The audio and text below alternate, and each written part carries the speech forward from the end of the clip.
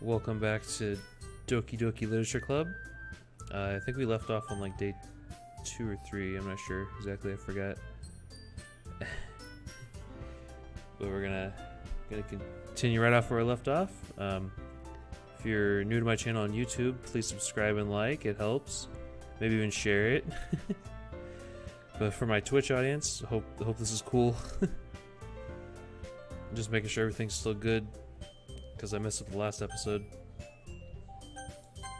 Okay. Open the game, make sure it's all good. And we're good. Great. Okay.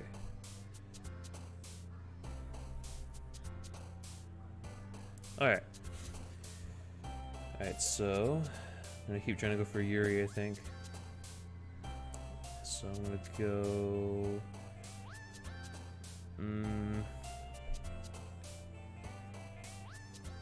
Effulge? What is that? Effulgent. Whatever, it's just big word. Yuri likes big words. Poof, ribbon, insight, jump, aura, pout, scar, skate, beauty, pink, lazy. Aura. Huh. Unstable? No. What would be good? Not fear. Maybe fear? No, it was Sari. Nope, that was also Sari. Let me see. Disaster, okay.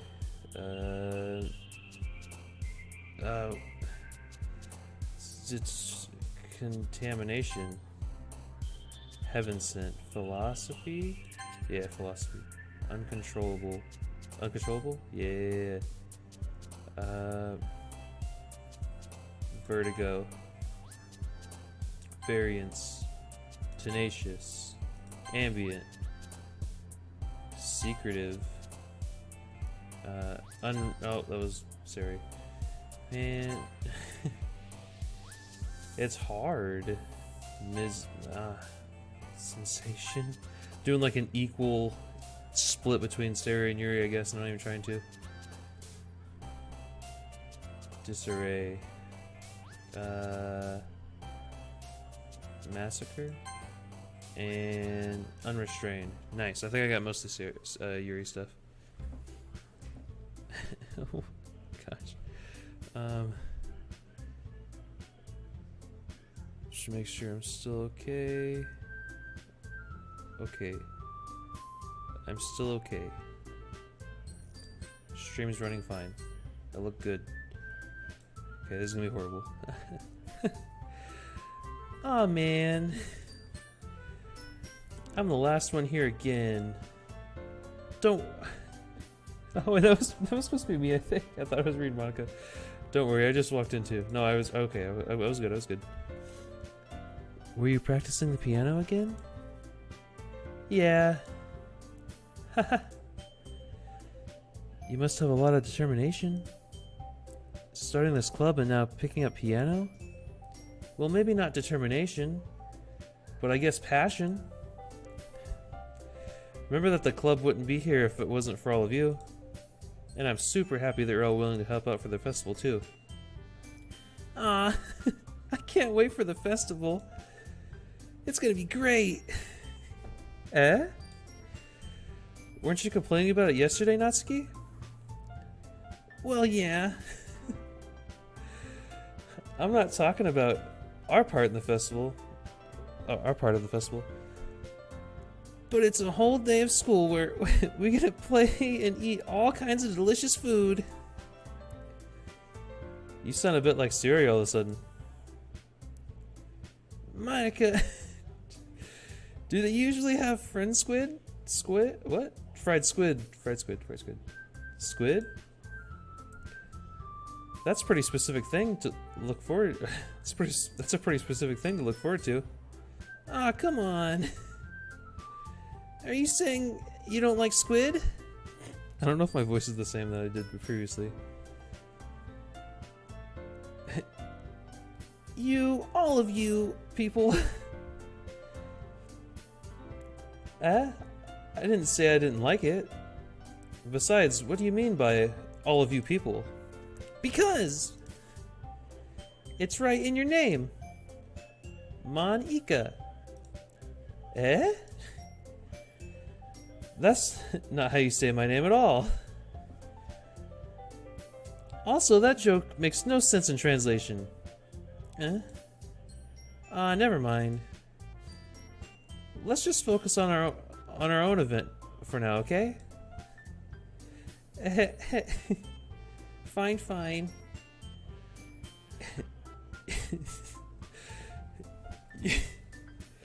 Oh, your reactions aren't as fun as Yuri's or Sayori's anyway. Excuse me? Where is Sayori anyway? Oh, there you are. Oh, there you are. Sayori is sitting in the desk in the corner of the room, looking down at nothing. I walk over to her. Hey, Sayori.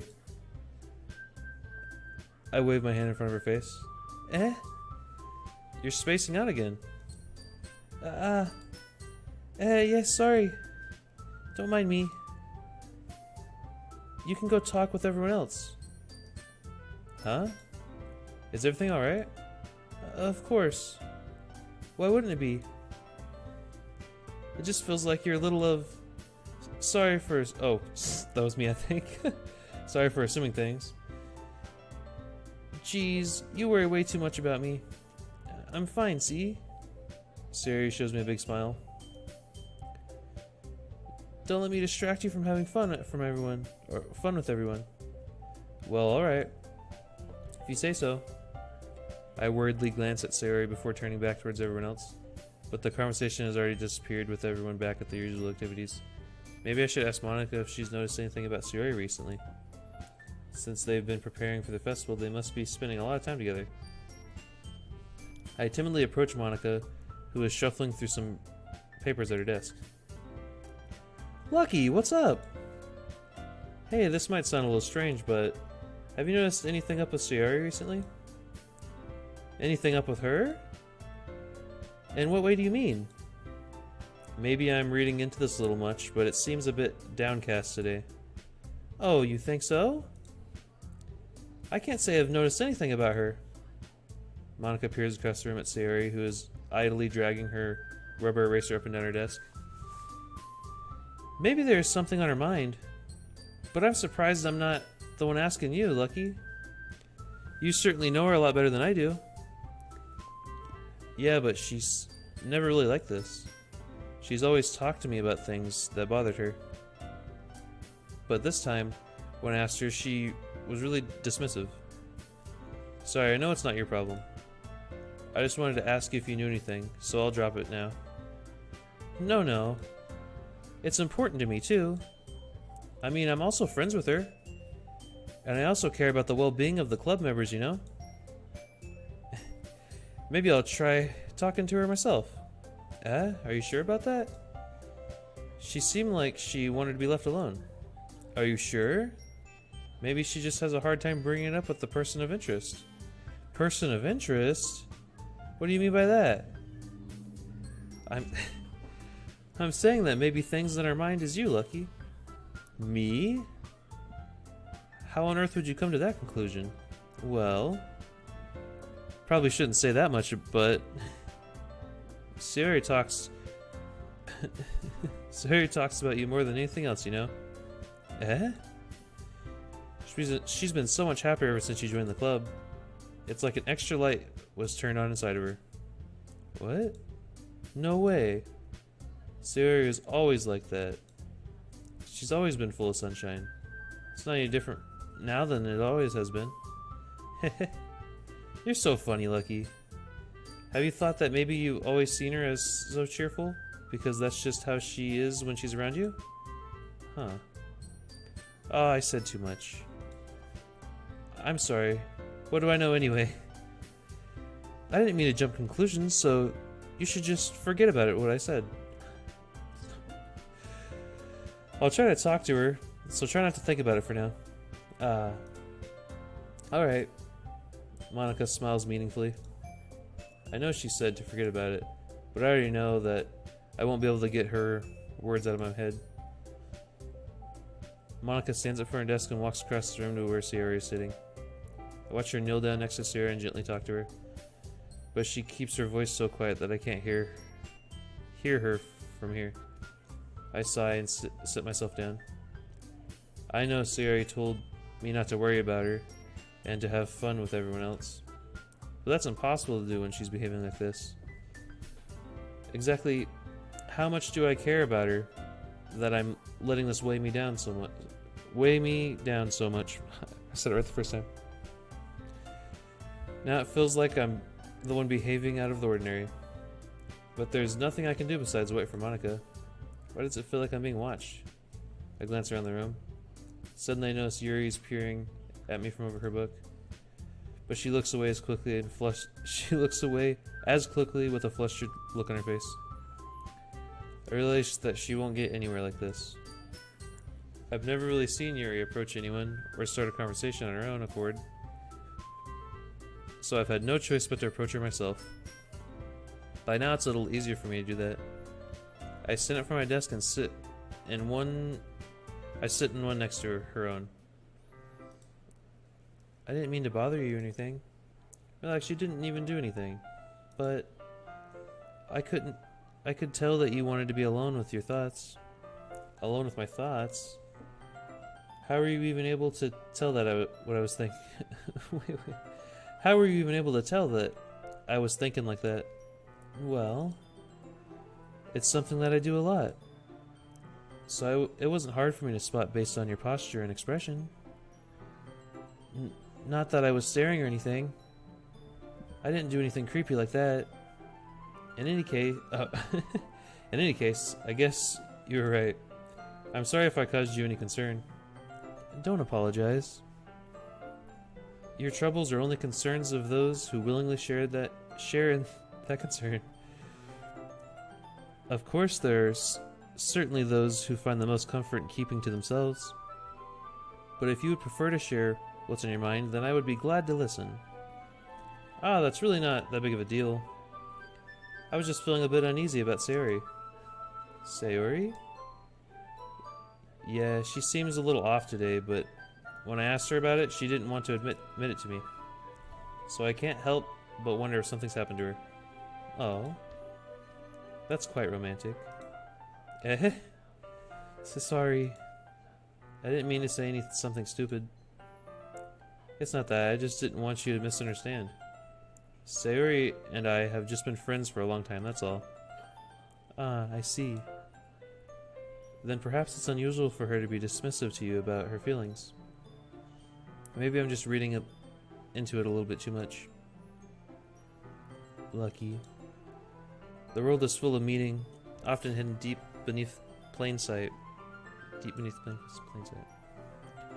And there are many untold mysteries behind every person, no matter how well you may know them. So you think that there might be something behind it after all? I think that Sayori is a very complex person. Her mannerisms on the outside don't always match what may be going on in the inside of her head. And she may not always know what she wants. She might not always know what she wants. Oh! You scared me.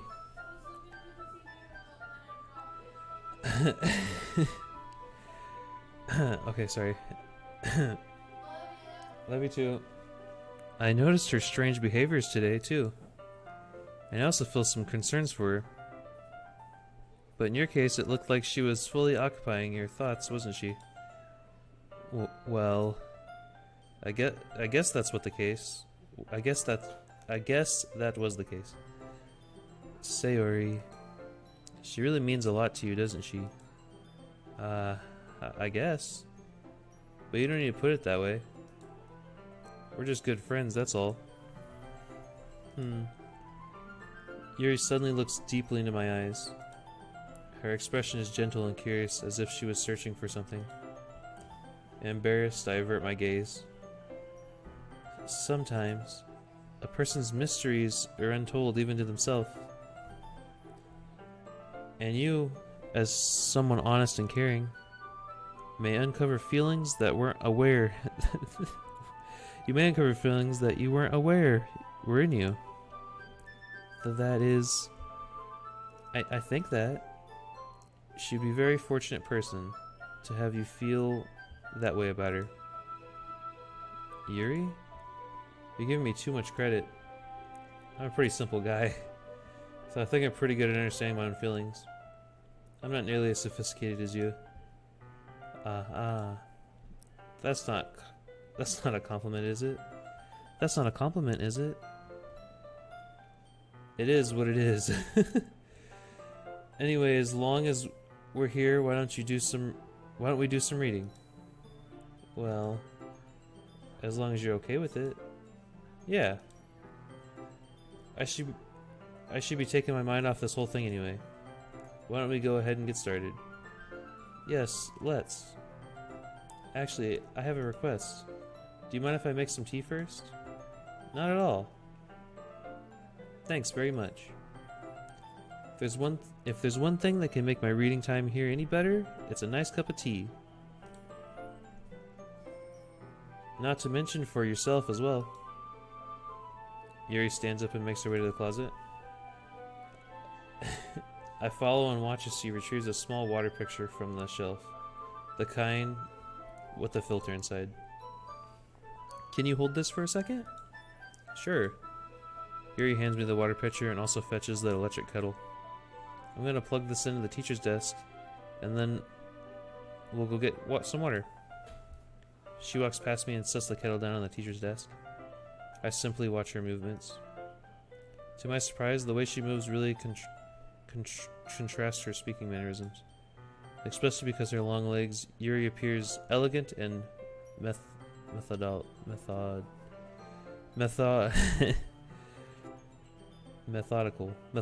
Okay. Okay, may I have the water pitcher? Thanks, I'll be right back. I might as well walk with you. Yeah, why not? Oh, I'm sorry. Yeah, why not? Shall we go then? Yeah. Where are you two off to? Eh? We're just... Yuri was gonna make some tea, so... I suddenly realized how weird it sounded to explain this to Monica. We're just filling the water picture. Ah, okay. Sorry, I was just a bit curious. That's the kind of a one-person job, isn't it? That's... Monica, please mind your own business for once. Or do you want to tell... Or do you want to tell me there's something wrong with helping and involve Lucky in the club activities? My mouth gapes. I suppose there's nothing wrong with that. Then let's go, Lucky. Yuri quickly exits the room, and I follow. Once in the hallway, she suddenly puts her forehead against the wall. I spoke without thinking. How could I say something like that? Yuri?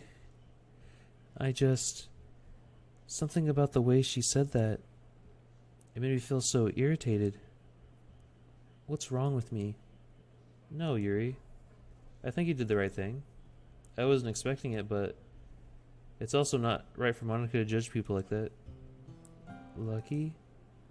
How come even when I do something bad, you're being nice to me? Because nothing that you do is bad as you make it seem in your head. Nothing you do is as bad as you make it seem in your head, sorry. Nobody's perfect. We have emotions and can't always hide them anyway.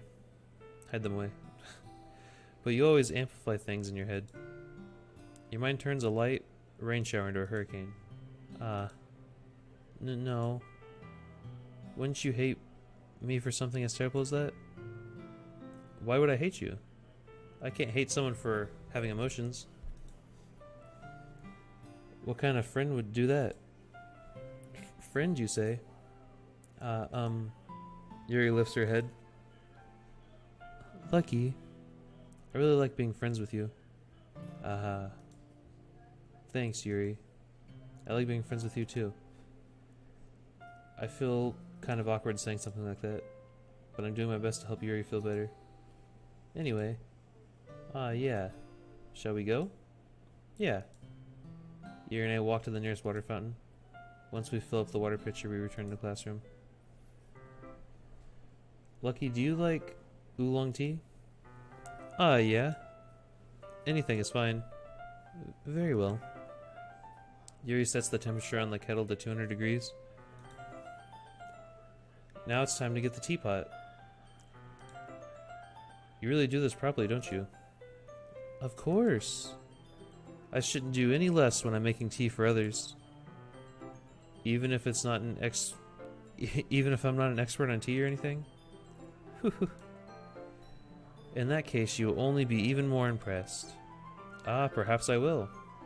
Yuri fetches the teapot and begins measuring the tea leaves. To my surprise, she even starts humming a little to herself. You must be in a good mood now. Is that so? I was letting it show. And you noticed. I was doing a bit of thinking, and I decided that I would try expressing myself a little bit more. Turns out it's not very hard for me to do. When it's you who's around anyway. Ah. That's great, Yuri. Just don't push yourself too much. You're always worrying about me, Lucky. It's very endearing. That's... Yuri wasn't kidding. I didn't even know if I could keep up with this. I watched Yuri pour a cup of tea for each of us. Lucky, I have another request. Do you mind if we sit on the floor today? Why's that? It's a little bit easier on my back. I can read with my back against the wall rather than bending over at my desk. Ah, sorry, I didn't realize. No worries. I just have back pain fairly regularly, so I do my best to manage it. Is that so? Wonder why that is. It's most likely because of your posture, right? Always hunched over like that while reading? Yes! I have terrible reading posture. So that's why we should sit on the floor. Fair enough. I'll go ahead and get the book. I retrieved the book from my bag. I have some chocolate as well. It's a bag full of small chocolate candies that I kept hidden from Sayori's candy radar. I take it since it'll go well with the tea. Yuri and I then sit against the wall, teacups at our sides. As if in sync, we assume the same reading position as last time, each holding one half of the book. Except this time, our bodies are even closer to each other. I can't see too well. Yuri slides closer until our shoulders are touching. Am I supposed to focus on reading like this? Yuri was always kind of cute, but when she's being less apprehensive, it's almost more than I can handle. Your teacup! Yuri hands me my teacup. Holding it with my hand that's not... Wait, okay, hold on. Holding it with my hand that's not holding the book, I end up in a position that makes it even harder to focus. Because now I need to worry about making sure I don't accidentally touch her chest. Meanwhile, Yuri hasn't noticed a single thing. She wears her intense reading expression, and I can only presume the world around her has faded away. I use all my willpower to focus on reading. After a few minutes, I finally manage to relax a little. I put the teacup between my legs and fumble with the chocolate wrapper. Sorry. If we let go of the book and finish opening the wrapper. You can have as much as you want. That's okay. I won't take any. Are you sure? Well, if I touch it, then I might get smudges on the page. You're right. Didn't even think about that. My bad. No need to apologize. I'll hold the book, okay? Are you sure?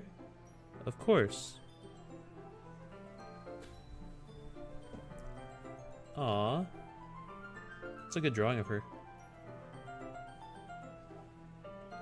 Yuri opens the book with both hands. She holds it so that I don't have any harder of a time reading from it.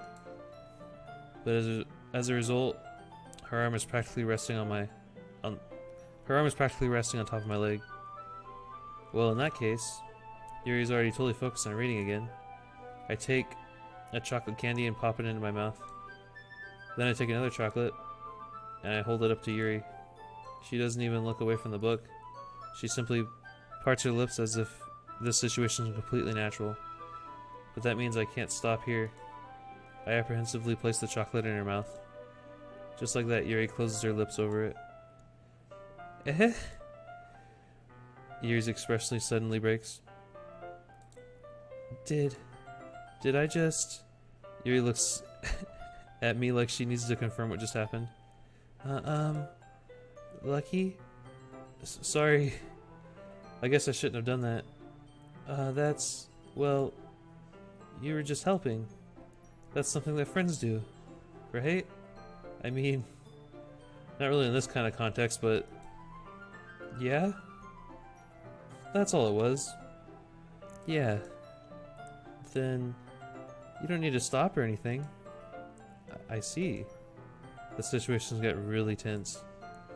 Yuri tries to read the book, but I can tell just by her expression that even she can't focus now. My heart is pounding. I nervously take another chocolate between my fingers. By this time, Yuri's eyes meet mine. How did it even come to this? Yuri doesn't avert her gaze. I notice her chest rising and falling to the rhythm of her breaths. I raise my arm. Like before, Yuri parts her lips. But it's different this time. I take the chocolate and place it in her mouth. I feel her hot breath on my fingers. Okay, everyone. Ooh. Yuri jolts back. It's time to share poems. Lucky you can help Yuri put away the tea stuff, right? Yeah, of course. Okay, thanks. The spell is abruptly broken. I'll take care of the cups. Yeah. Yuri picks up the teacups from the floor. I pick up the bag of chocolates. In the end, we hastily clean up everything without so much as a word between us. I get the feeling this is something neither of us will have the courage to bring up. I'll go Yuri first. Like always. Lucky? Your writing has only improved these last few days. Every poem you show me has been nothing but short of a spectacular. I can really feel the emotions. I'm a little envious, even. I don't think it ever came to me this naturally. Yuri, that's the wrong way to put it. This never did come naturally to me, but I've been able to improve so much thanks to you. You're really an example. You're really the example I was chasing after. Is that so? Yuri gently smiles to herself. This feeling. I'm so glad I got the chance to share my writings. I never thought it would feel like this. I remember you mentioning that yesterday. I can't believe that you're so good at something and you never even shared it with anyone. Okay, just making sure we're all still good. It's kind of a shame. Maybe, but it's not like I really had a choice. What do you mean? Well, Yuri smiles sadly. Lucky, during lunchtime, I eat by myself. Did you know that? It's a great time to find a quiet spot and do some reading. In fact, I always have some books with me. You could say I really enjoy reading. Well, that's one way to put it anyway. But books are so full of amazing and inspiring people. People you want to fall in love with. or people you just know would make a really good friend. Cheerful people who always put a smile on your face, or deep thinkers and problem solvers who discover the mysteries of life. So when I look at it that way, I'm surrounded by friends every day, you know? And those friends don't laugh at me. They don't tease me for spacing out all the time. They don't make fun of my body type. And they don't hate me for acting like I know it all. People say that about you? I'm not a know-it-all, Lucky. It's the opposite. I don't know anything. I don't know how to talk to people. I don't know how to make people see me as normal. I don't even know how to make myself happy. I have all these feelings, and all I can do with them is read and write.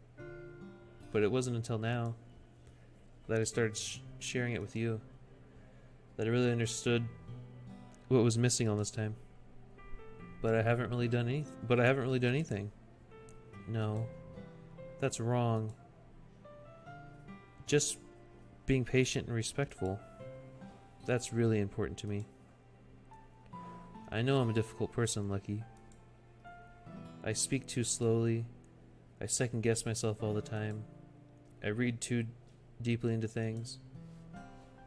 But every time, you've always treated me like anyone else. It's so rare that I feel comfortable with myself when I talk to others. But that's why every time I talk to you, I just feel really happy.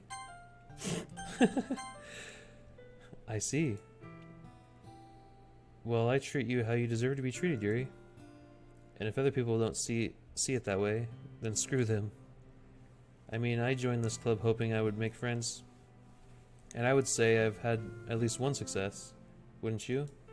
If you put it that way, yeah. We really are friends now, aren't we? Yuri puts her head in her hands. But this time she's smiling as she does it. Do you want to show me your poem? Yeah, I do. Let me get it for you. Okay. It's called Beach. A marvel millions of years in the making, where the womb of Earth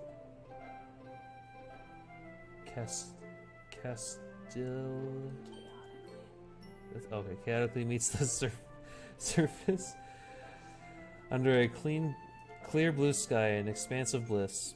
But beneath gray rolling clouds and endless enigma, the easiest world to get lost in is the one where everything can be found.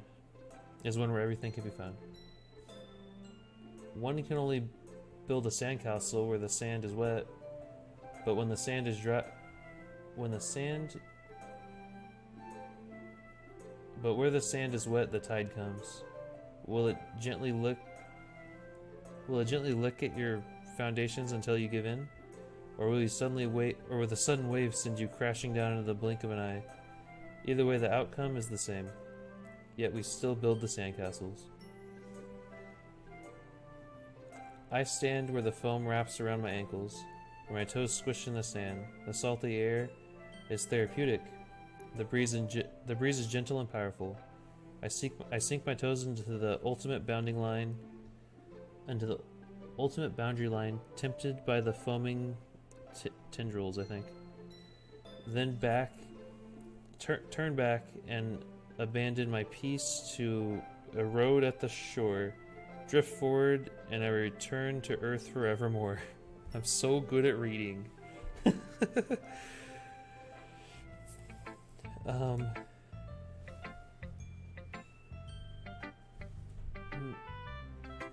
want ramen? Sure. Okay, what kind? Beef? Okay, I'll make you ramen. Okay, thank you. Thank you.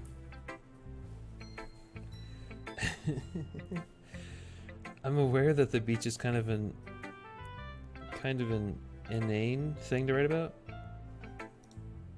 but I did my best to take a metaphorical approach to it. You say that like you didn't even want to write about it.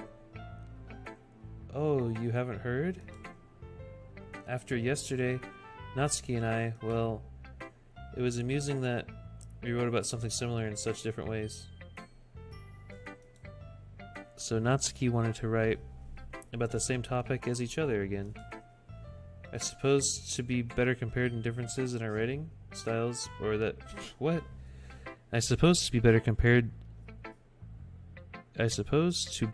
the differences in our writing styles or thought processes. Man, Yuri likes the big words. Anyway, it was her idea. Knowing her is no surprise that she'd want to do something like that. She probably just wants to show off. It's not like I have particular interest in her writing style. I just went with her request. I would have had probably a way easier time siding with Natsuki. It would have been way easier to read all of her stuff. But, well, I suppose it's not bad to write about something simple on occasion. It can be refreshing, you know? It's good for me to calm my thoughts once in a while. Yeah, I think I agree. Thanks for sharing. Okay, then I'm gonna go Sayori next. It's nice, I guess. Come on, I can already tell you don't like it. Well, you don't need to worry about what I think. After all, you wrote this for someone else, didn't you? Probably Yuri. Eh? I didn't write this for anyone specifically. Maybe. That's not really what I meant, though. But it's okay. You're making new friends just like I was hoping. That makes me really happy. And you're happy too, right? In this club? Well, of course I am. Good. That's all that matters to me. Thank you, Lucky. Sayori? Is there something wrong? Huh.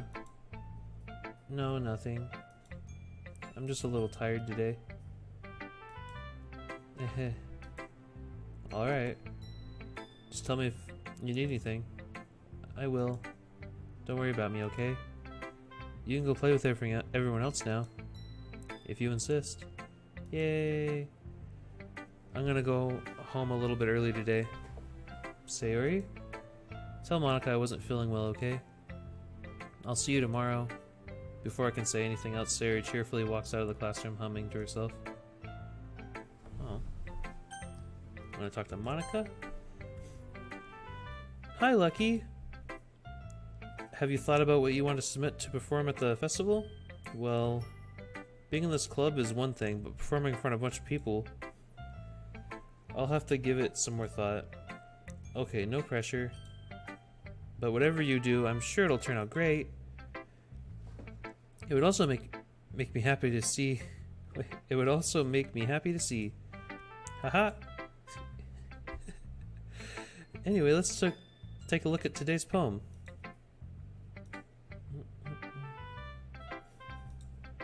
Sure. I let Monica take the poem I'm holding in my hands. This one's good.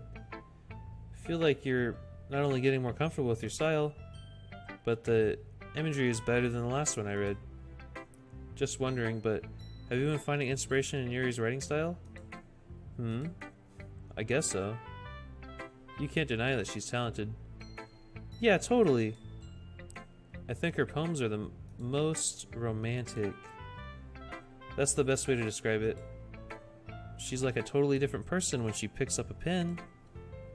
I noticed that too.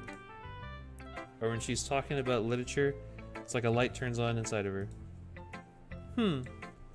Sadly, it's not to get much Sadly, it's hard to get much personal conversation out of her. Sadly, it's hard to get much personal conversation out of her. Trust me, I've tried. You know what goes on in that... I'm so bad. Who knows what's going on in that head of hers? I hope you don't mean that in a bad way. No, of course not. Just meant that I wish she didn't keep so much to herself. But still defending her like that? You must be pretty into her. Eh? You completely misunderstood. Haha, calm down, I'm kidding. Besides, I'm pretty sure she already has a she already got a boyfriend. Wait, really? Yeah, a fictional one anyway. Monica kind of whispers that last part to me. It's just a hunch, but... Well, there's not really anything wrong with that. Oh, well, I know. I was just saying. Anyway, I'll share my poem with you now, alright? Alright. The Lady Who Knows Everything. An old tale tells of a lady who wanders Earth. The lady who knows everything. A beautiful lady who has found every answer, all meaning, all purpose. And all that was ever sought, and here I am, a feather, lost adrift the sky, victim of the curtains of wind. Day after day I search with little hope, knowing legends don't exist. But when all else failed me, when all others have turned away, the legend is all that remains. The last dim star gleaming in the twilight sky, until one day the wind ceases to blow. I fall, and I fall, and I fall, and I fall even more. Gentle as the feather, a dry quill expressionless. But a hand catches me between the thumb and forefinger. The hand of a beautiful lady. I look at her eyes and find no end to her gaze. The lady who knows everything knows what I'm thinking. Before I can speak, she responds in a hollow voice. I have found every answer of all which amount to nothing. There is no meaning, there is no purpose, and we seek only the impossible. I am not your legend does not exist, and with a breath she blows me back afloat, and I pick up a gust of wind. I'm gonna save real quick. I haven't saved in a while. You know, I feel like learning and looking for answers are the sorts of things that give life meaning. Okay, hold on. I wasn't ready. I feel like learning and looking for answers are the sorts of things that gives life meaning. Not to get philosophical or anything. Philosophical. But it was kind of on my mind, so that's why I wrote about it. I see. I really put much thought into it.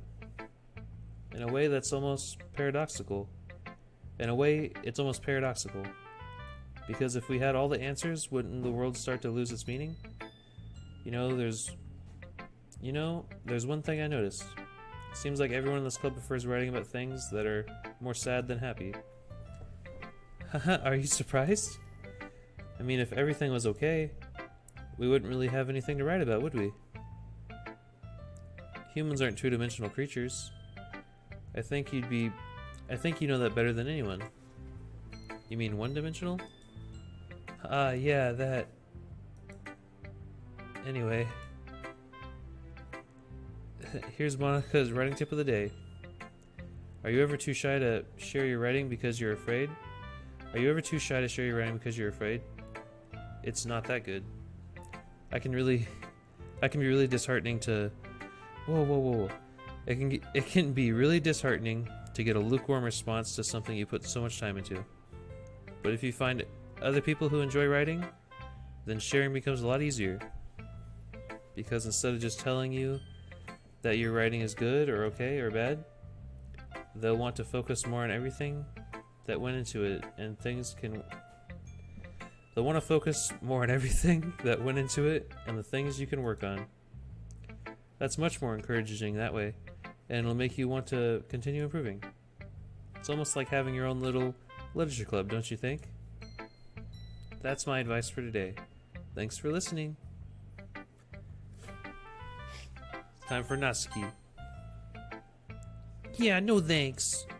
I didn't even... Next. She didn't even want to talk to me. Okay, you there. Or you three. We're all done sharing poems, right? Why don't we start figuring it out? Hold on a second. Is it just me, or did you say something strange just now? Yeah? Oh, gosh.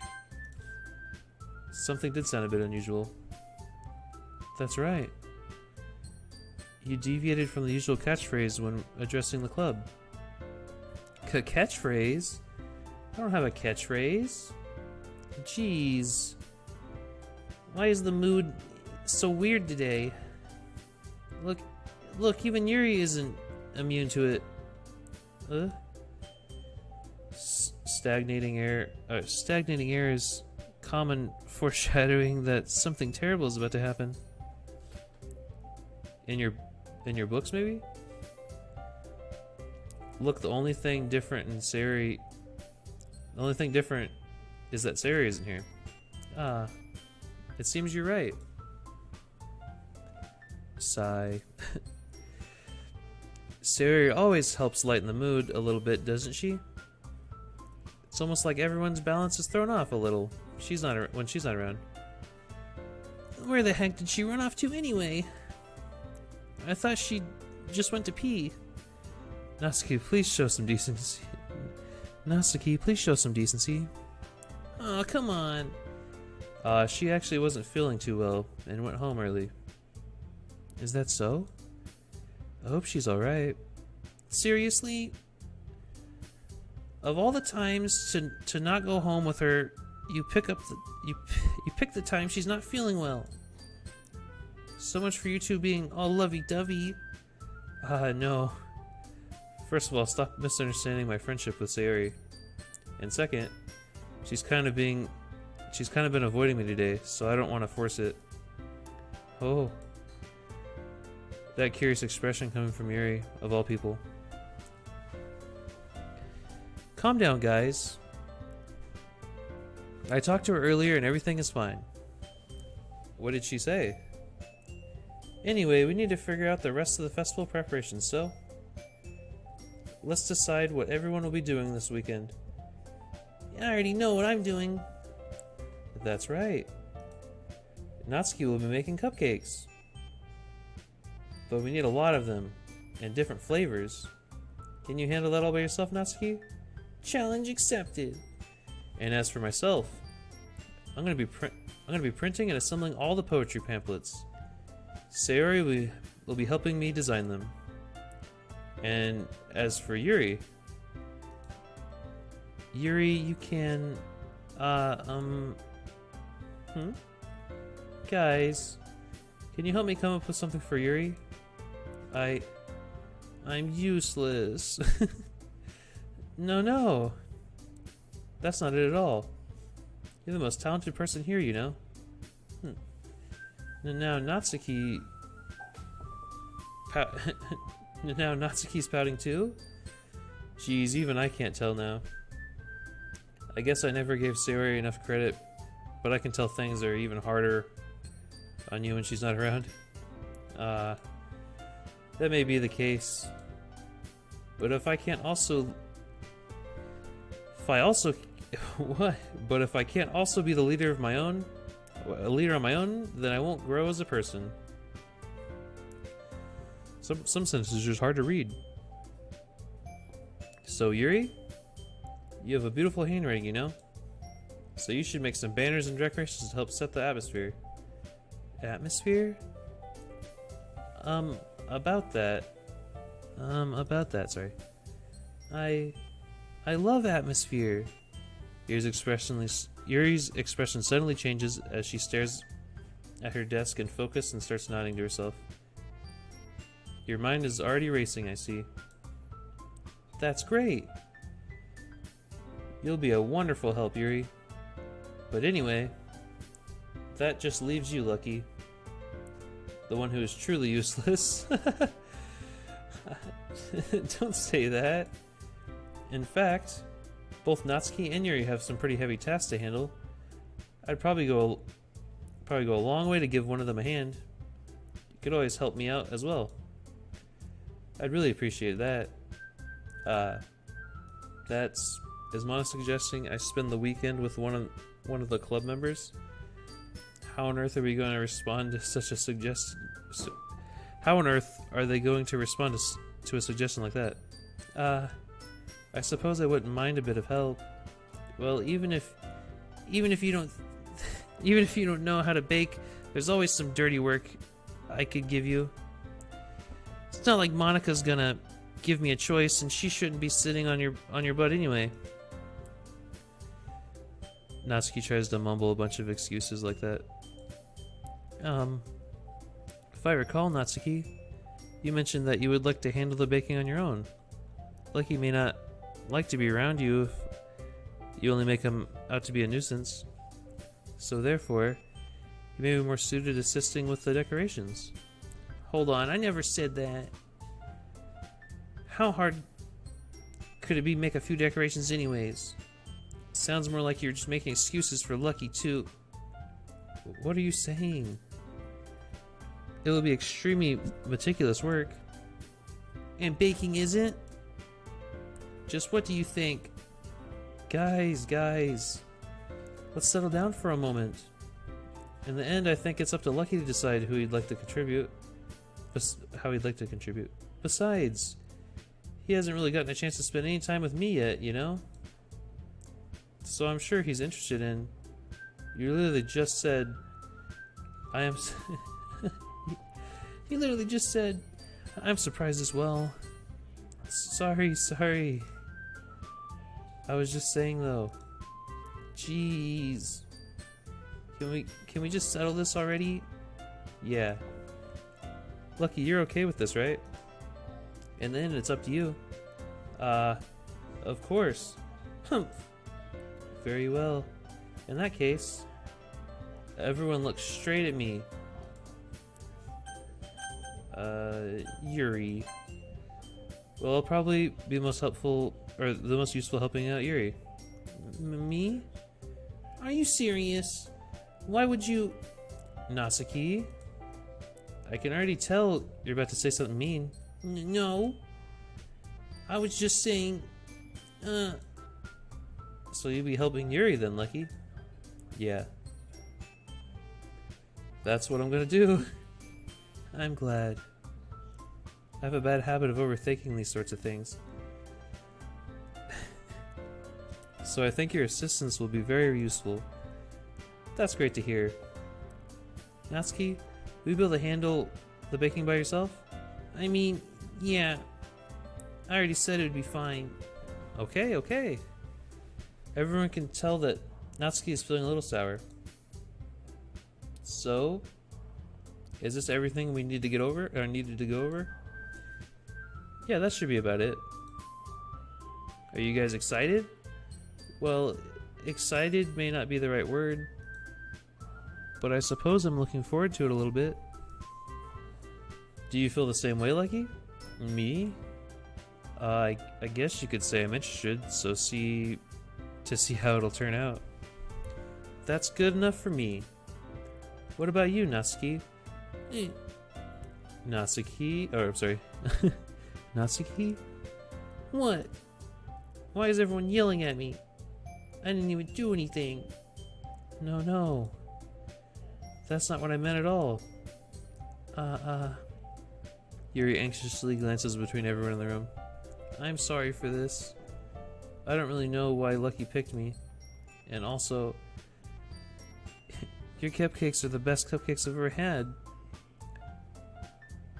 They go really well with my tea. And nothing that I do for the event will compare to that, so I get it. I'm kind of surprised though. Well, why? Well, I'm not the one acting immature. I already know that. But you're trying to cheer me up all of a sudden. I know, I'm not very good at it. I'm sorry if I said something bad. Natsuki isn't the only one surprised. Monica and I are also taken back by Yuri's words. When she already has trouble with words, trying to cheer someone up must be far out of her own comfort zone. But I begin to understand. Yuri was trying to sound like Sari. Even if it didn't work perfectly, I can tell that she tried to say something Sari would say at that time at a time like this. Because Sari always helps everyone smile and feel good about themselves. No. I kinda appreciated it. I'm sorry for making a big deal of nothing. But I'm gonna say this. Huh? You better bet my cupcakes are gonna be the best part of the whole event.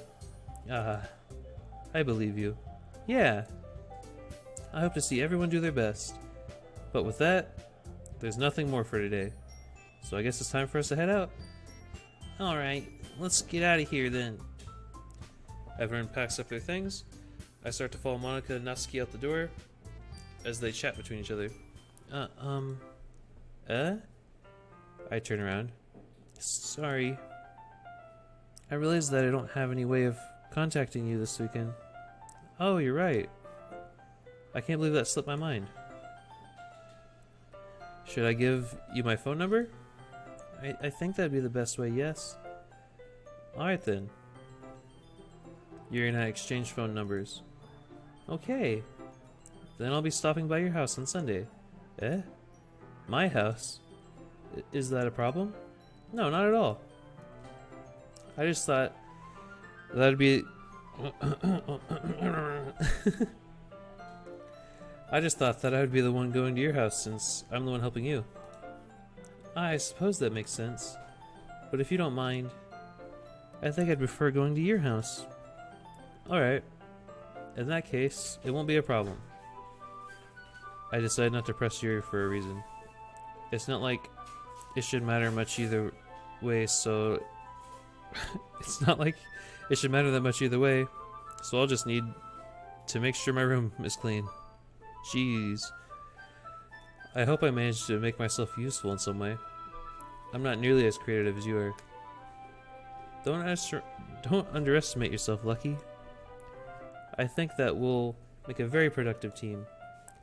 Even if you only choose me because you felt bad or something.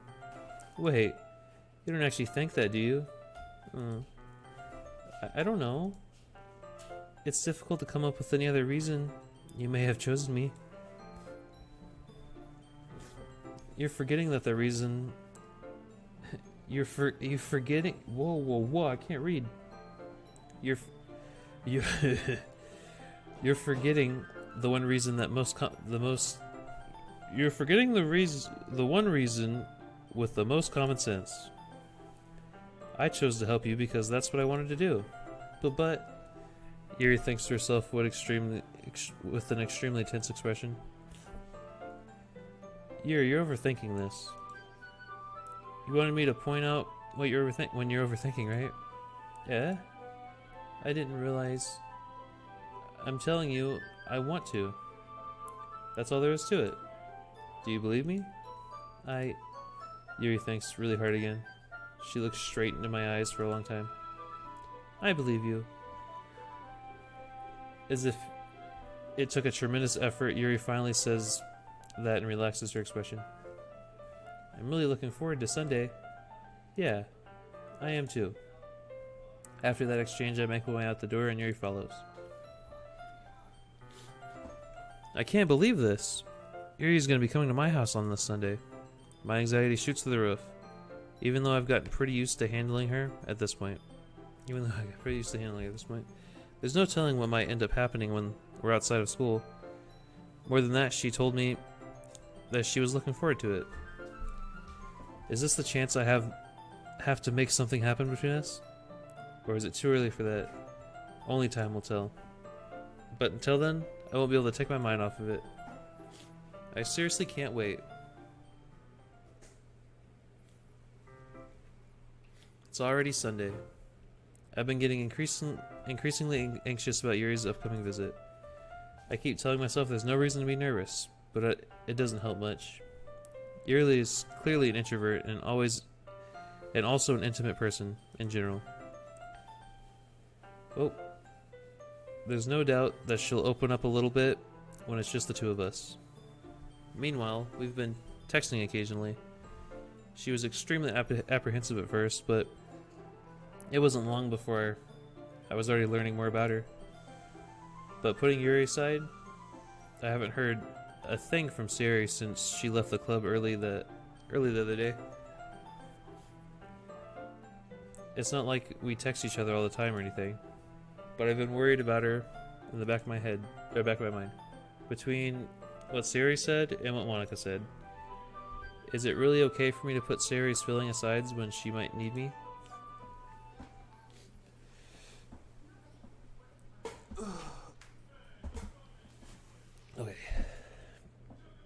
I decided to visit Sayori before Yuri came over.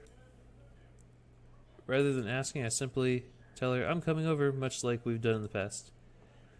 Once I reach Sayori's house, I knock on the door before entering it myself. Again, we used to play so often that we've made it a habit of simply entering each other's houses like we were family. The house is quiet. Sayori isn't anywhere on the first floor, so I assume she's up in her room. It's already strange of her. It's already strange of her not to run down and greet me. I head up to her bedroom where I finally find her. Sayori? Hi, Lucky. I sit down in her room. Sayori forces a smile, but it's easy to tell that she's different. There's a minute of silence between us. You haven't come over like this in a long time, have you? I guess you're right.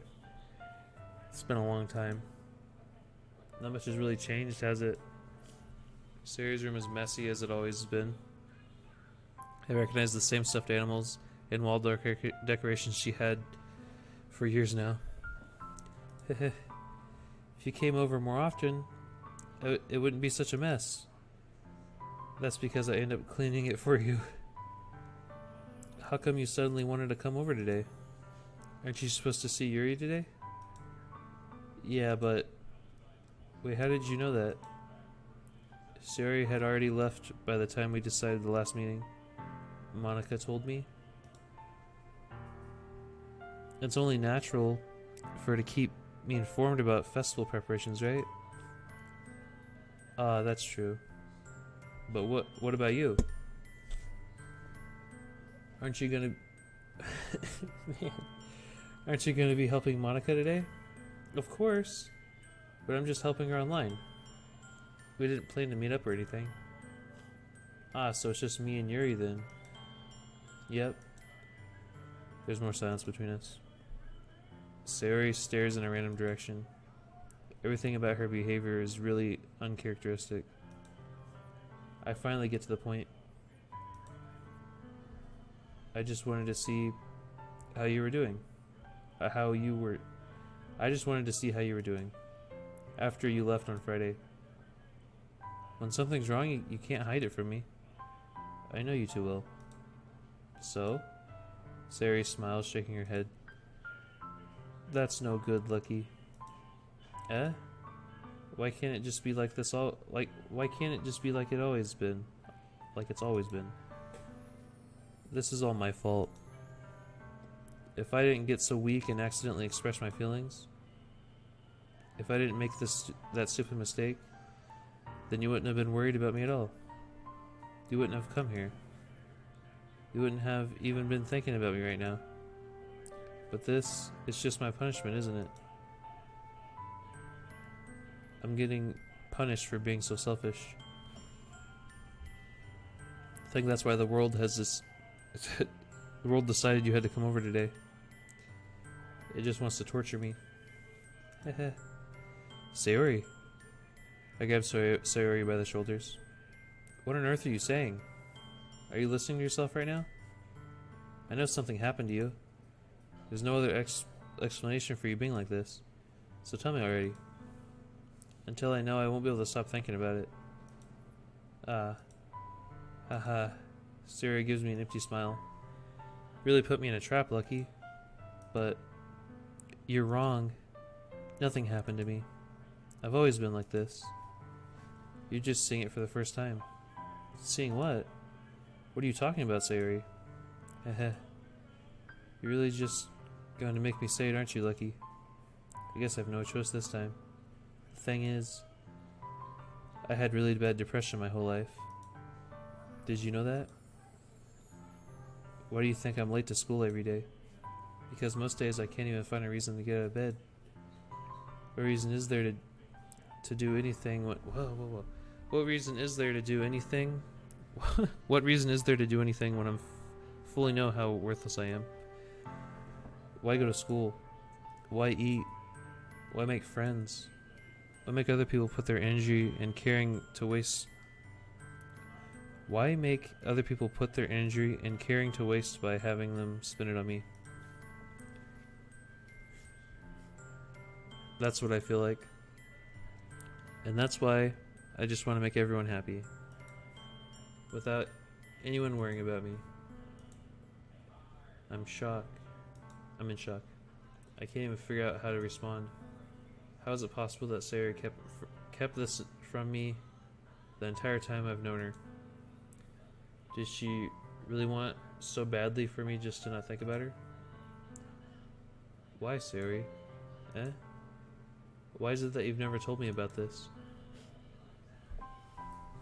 It almost feels like I've been betrayed as your close friend.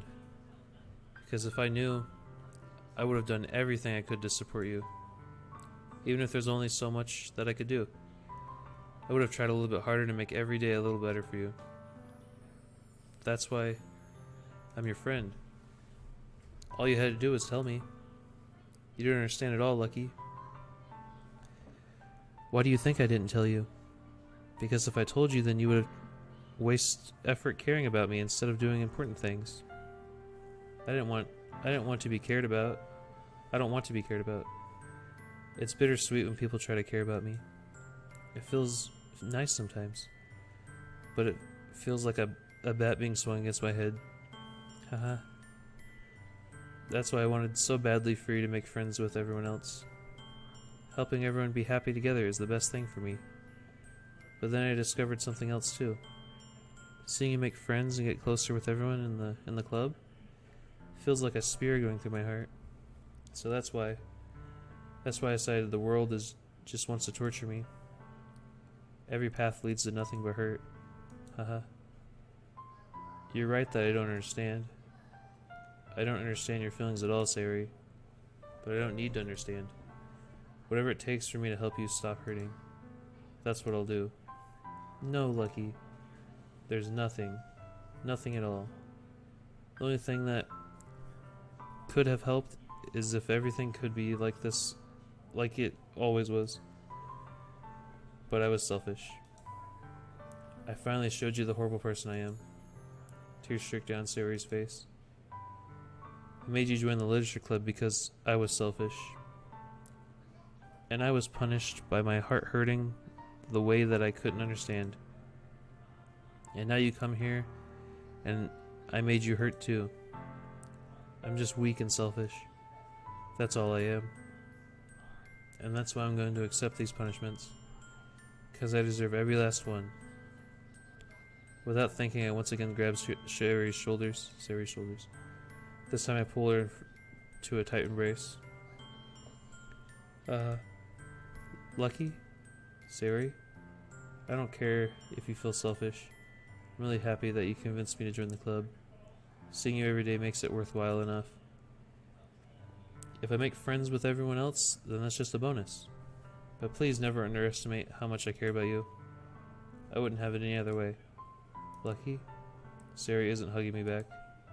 Despite my arms being wrapped around her, Sari's arms remain at her sides. She starts sobbing next to my ear. No.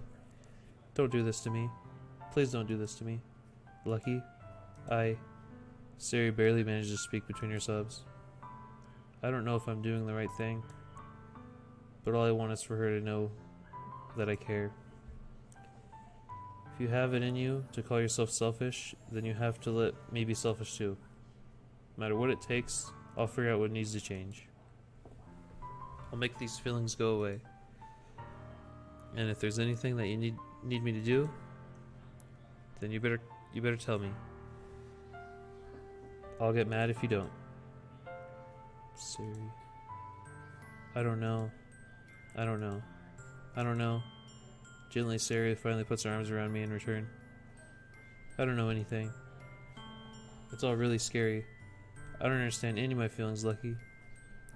The only time I'm not feeling nothing is when I'm feeling pain. But your hugs are so warm. And that's really scary too.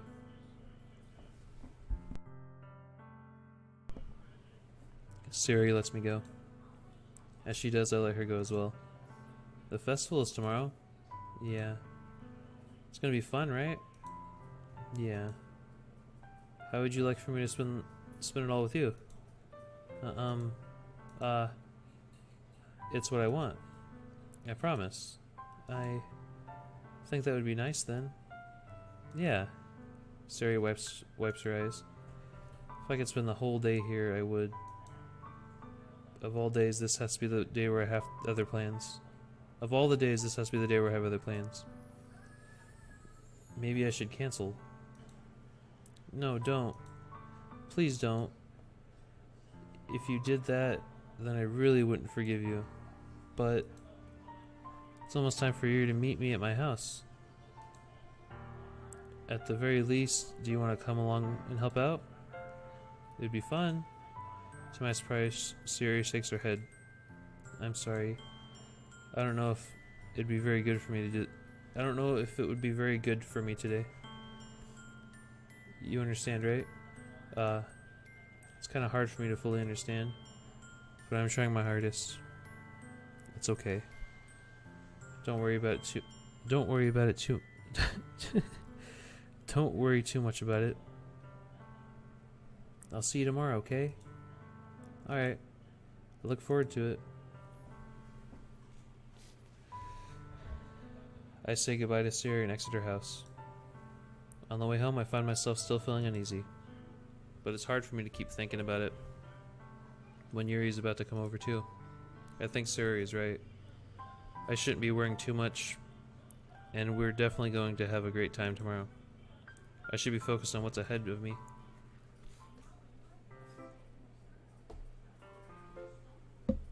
Hold on one second. As I approach my house, I see something that makes me feel a moment of panic. Yuri? Thank goodness. You're a little early. I'm sorry I wasn't home yet. Were you waiting for a long time? No, I just got here. But I started to get a little nervous when nobody answered the doorbell. You always could have texted me. If I had known, I would have reassured you and hurried more on my way home. I suppose that's true. I didn't think of that for some reason. Should be common sense to do that, but I decided to ignore it. Anyway, let's go inside. See, you brought a lot of stuff with you. That's right. And did you manage to find everything I asked you to buy as well? Yeah, pretty much. At least I hope I got everything right. I'm sure it'll be fine. I take Yuri to my room. The first thing she does is glance around curiously, which makes me feel anxious. It's so clean. I cleaned it before you came over, so that's very considerate of you to do. No. Wouldn't really be embarrassed. I would be really embarrassed for my room to be a mess while you were here. Well, I do enjoy cleaning. Oh, what did I do? No. Okay. Would have gladly helped you clean. I almost skipped a bunch of it. Hold on just 1 second.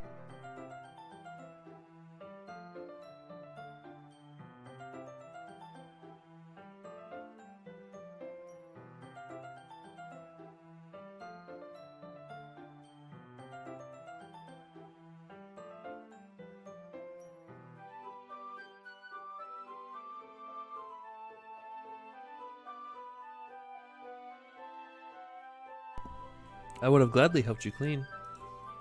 That would be even more embarrassing. Wait, don't look in there. I snatched Yuri's wrist, which was in the process of opening my desk drawer of mine. I'm sorry. I wasn't thinking for some reason. I was just spacing out. It's fine. I let go of Yuri's wrist.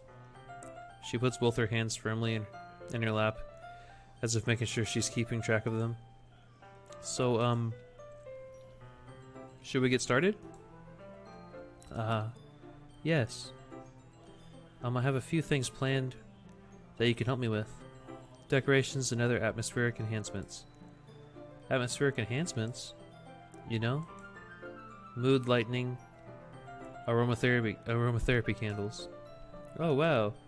I didn't know you planned on taking it that far. Of course. I want to help take our guests. But I want to help take I want to help take our guests to a faraway place. Although many will stop by just out of curiosity and for cupcakes, I guess. I'm determined to provide an experience that will leave them wanting more. That's great. It's easy to forget that you're a pretty intense person.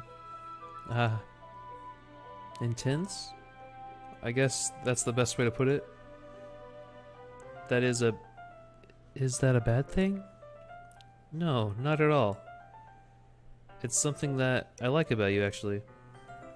Is that so? That makes me feel relieved. And kind of happy. Yeah, no need to be anxious. You can relax a little. Relax? I brought some things for relaxation. I was gonna use them during the poetry event.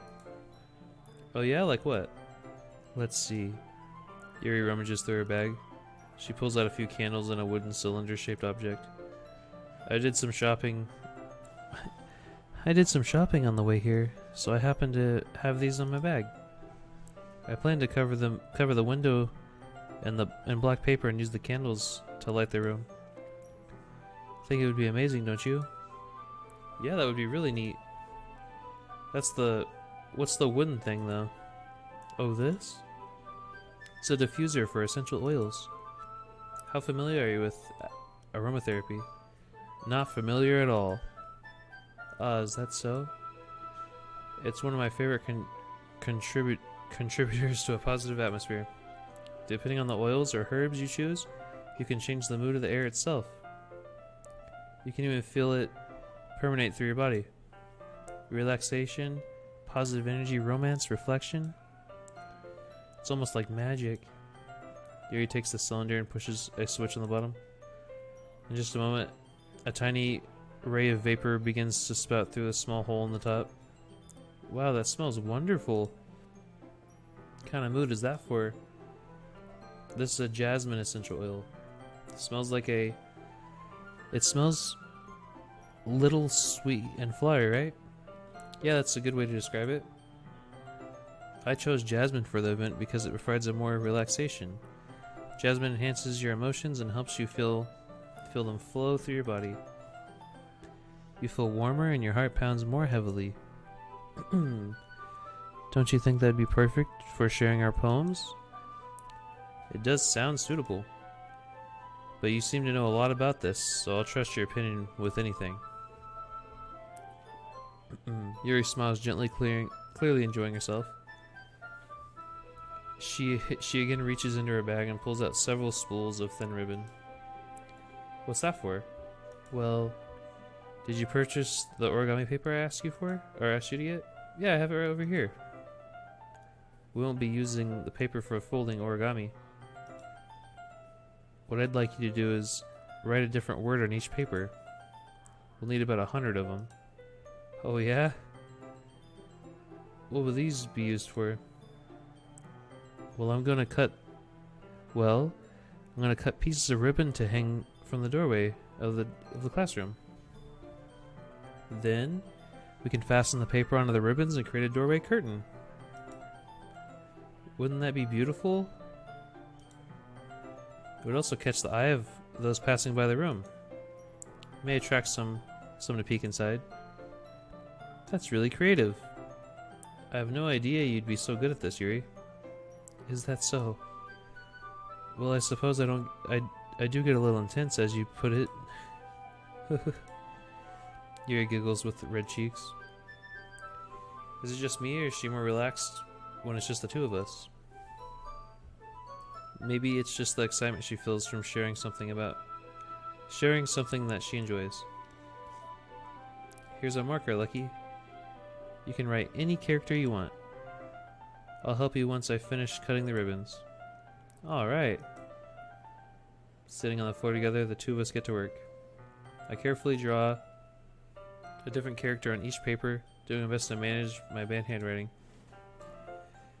Yuri unravels a long strand of red ribbon to her desired length Then she reaches into her bag once more and pulls out a pocket knife.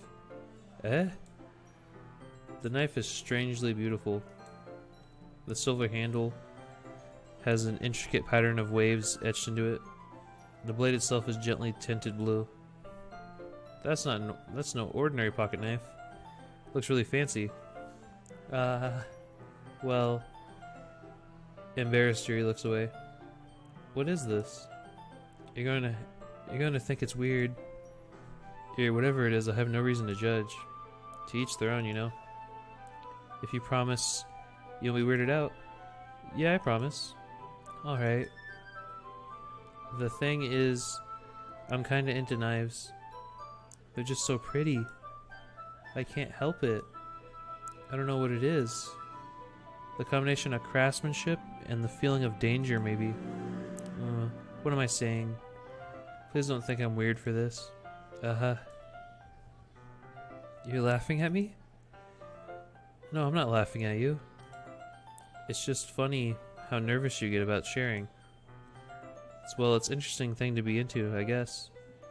But I think it kind of suits you. Suits me? Yeah, it's kind of intense, haha. Besides, it's really cool looking. It's a really cool looking knife. I can't deny that. It is, isn't it? Yuri relaxes her expression once again. Would you like to hold it? Sure, I'll check it out. Yuri carefully hands me the knife with the handle facing me. I take it and turn it around in my hands. It feels heavy and extremely solid. Where do you even get a knife like this? Curious of its sharpness, I feel the point of the knife with my index finger. Ow! Lucky? Why did you do that? I didn't expect it to be that sharp. I barely touched it at all. It's my fault. I should have warned you. The knife is extremely sharp. It can cut through skin like it's paper. Oh no. A small drop of blood trickles down the side of my finger. Yuri takes my hand and gives the wound a closer look. She stares at it and noticeably fidgets. If you're squeamish, I'll go wash it off now. Without warning, Yuri puts my finger in her mouth and licks the wound.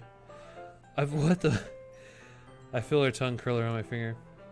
Startled, I instantly pull my hand back. Oh, please forgive me. I wasn't thinking. Yuri lowers her head. Her face is burning up. Yuri, that's the most embarrassing thing I've ever done. How could I do something like that? I'm sorry. Sure, it was a little weird and it took me by surprise. But I guess she was just trying to help, right? Yuri, I think you're overreacting a little. She doesn't lift her head. What if she doesn't recover from this for the rest of the afternoon? Alright, you know what? This might be a stupid thing to do, but I do it anyways. Take Yuri's hand and lick her index finger in return. Lucky! Why would I do that? Did you really just do that? Now we're even. Yuri just looks at me like I did something wrong. I knew that would be a bad idea. If not for the sweet aroma of jasmine oil in the air, it would be extremely heavy right now. You're so weird, Lucky. Yuri giggles shyly. Yuri calling me weird? I have no response to that. Where do you keep your bandages? I'm sorry, where do you keep your bandages? I don't think I need one, actually. It was a tiny cut. Look, it already stopped bleeding. I see. That's relieving. The tension is quickly lifted. We each resume our respective activities. I watch Yuri's knife cut through the ribbon, like it's nothing but air. Meanwhile, I'll continue making progress on the paper.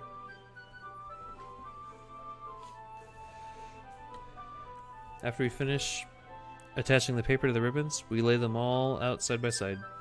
It looks better than I expected, and will be very effective as a door curtain. It looks great.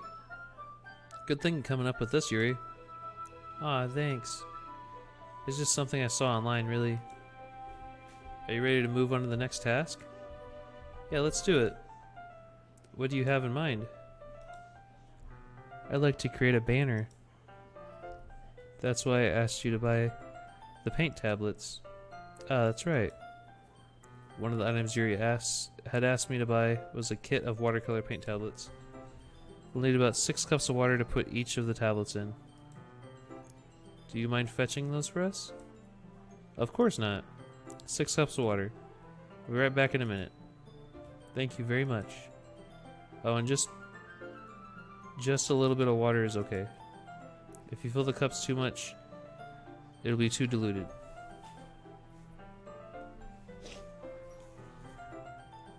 Taking Yuri's advice, I decided to use small plastic bathroom cups rather than full-size glasses. I put them on a plate to catch any paint that drips, then bring it back into the room. Yuri? Yes? I come in and see Yuri quickly unrolling her sleeve, pulling it back. Yuri quickly unrolling her sleeve, pulling it back over her arm. Ah, nothing. Her face is a little red. It's too hot in here. Is it too hotter in here or anything? No, not at all. There's nothing wrong, so let's mix the paint. Yuri hurriedly dismisses me and takes it upon herself to unwrap the tablets, dropping them into cups. So, I thought we would do something simple that would look very... nice. I'm real good at reading. It's just the best. I'd like to paint a gradient across the banner, starting with the colors for a sunrise, then daytime, then sunset, and nighttime. Oh, I was supposed to read that in her voice. Once it dries, I'll write an inspirational quote across the banner. We could hang it on the wall behind the podium at the front of the classroom. Ah, neat. What are you gonna write? Well, it'll be more fun to surprise you. Yuri smiles at me. If you say so. After rolling out the banner, Yuri and I kneel on opposite sides so we don't get in the way of each other. Yuri uses the brush and adds a few dots of different colors across the banner to serve as a color guide. Then we paint. This kind of reminds me of elementary school. Painting on a banner with watercolors feels a lot like art class projects we had back then. It's relaxing. I'm sorry if this feels too childish. No, I didn't mean it like that at all. It's kind of fun, you know? Yeah. It is fun. Glad you feel that way too. Yuri stops painting for a moment, thinking to herself. For me, I don't need to go out and do crazy things to have fun. In fact, I usually don't even want to. Just like when I can spend time with one other person. Even if it's something simple like reading, it doesn't even matter. If we don't talk much, just having a friend next to me makes things feel a little bit nicer. I think that's all it takes for me to be happy. Is that so? Even if Yuri and I are quite different, I can't understand where she's coming from. I feel that way about things like anime and games, where simply sharing the experiences with someone can make me happy. I think I feel the same way. Yuri smiles gently. I know you'd understand.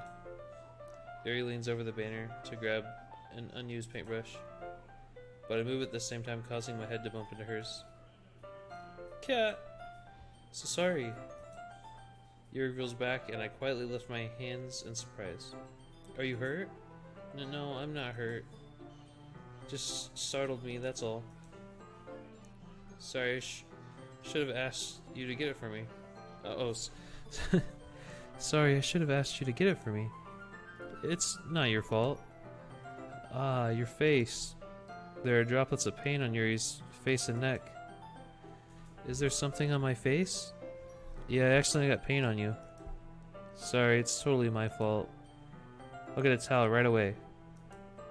I rush out and fetch a small towel, and I dampen it with hot water. I return to the room and kneel back down in front of her. Aww.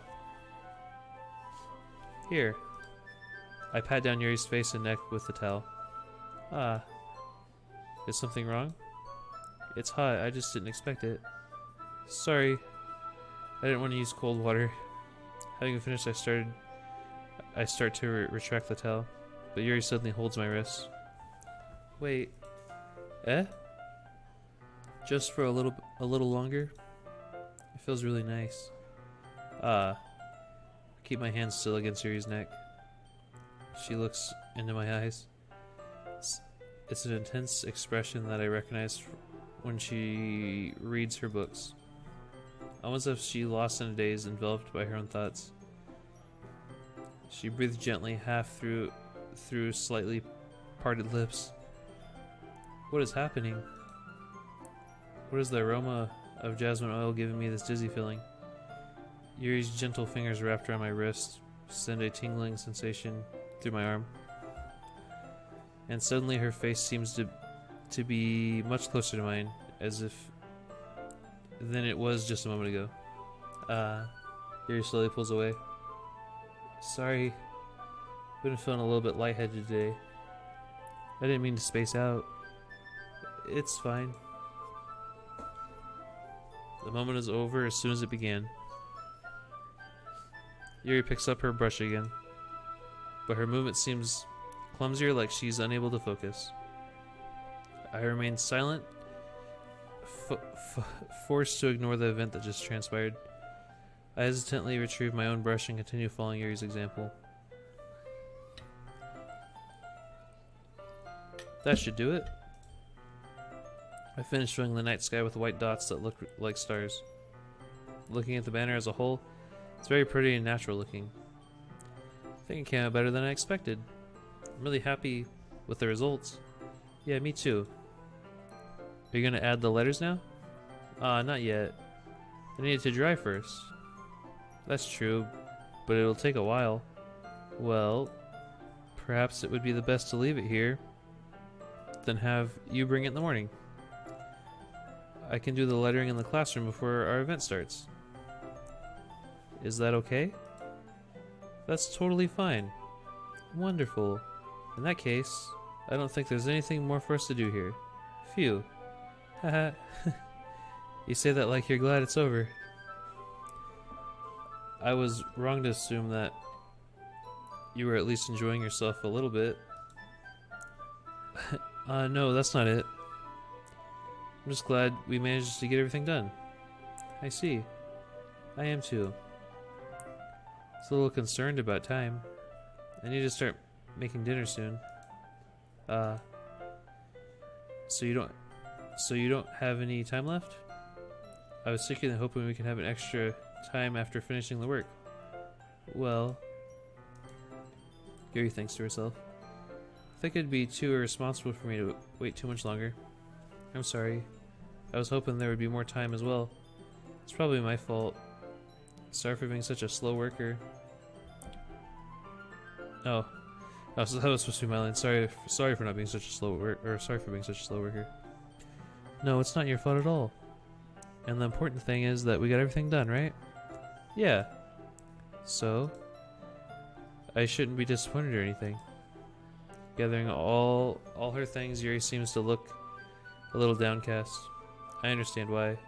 It sounds like she rarely gets the opportunity to spend time with friends in a relaxing environment. But that doesn't mean this is the last time it can happen. Once Yuri packs up, I walk her to the front door. Thank you.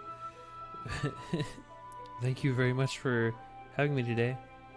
No problem, I'm glad I was able to help. Just let me know if there's anything else you need to bring tomorrow. I will. Well then, Yuri fidgets. Guess I'll see you tomorrow. Wait. I kind of say that without thinking. About today? It's fine that we didn't have as much time as we wanted. Because we can do this again. Whenever you want, you can come over or we can go out somewhere. I forgot you don't like going out that much. As I stumble over my words, Yuri simply smiles bashfully. Anyway, you know what I'm trying to say, so you're very thoughtful, Lucky. Yuri takes a step closer to me and then briefly squeezes my hand. I kind of like that about you. Well, How am I supposed to respond to that? But I don't even get a chance to as Yuri suddenly pulls me back. Sayori? Eh? Ah. Hi, Lucky. Sayori. Just now we weren't... It's okay, Lucky. I just stopped by to say hi. Well, it's nice to see you. I'm sorry, but I'm already on my way about to leave. Aw, really? That's too bad. I'm sorry. But we'll be able to... We'll all be together at the festival tomorrow, so that's fine, right? Of course. Sayori beams. Yeah, so... I'll see you tomorrow. Clearly embarrassed, Yuri runs off, or hurries off. Sayori waves goodbye after her. Sayori, I thought you didn't want to come over today. Well, I tried staying in my room, but my imagination was being really mean to me. So I had to come over here and see it for myself. See what? What are you talking about? You know, how much fun you were having with Yuri.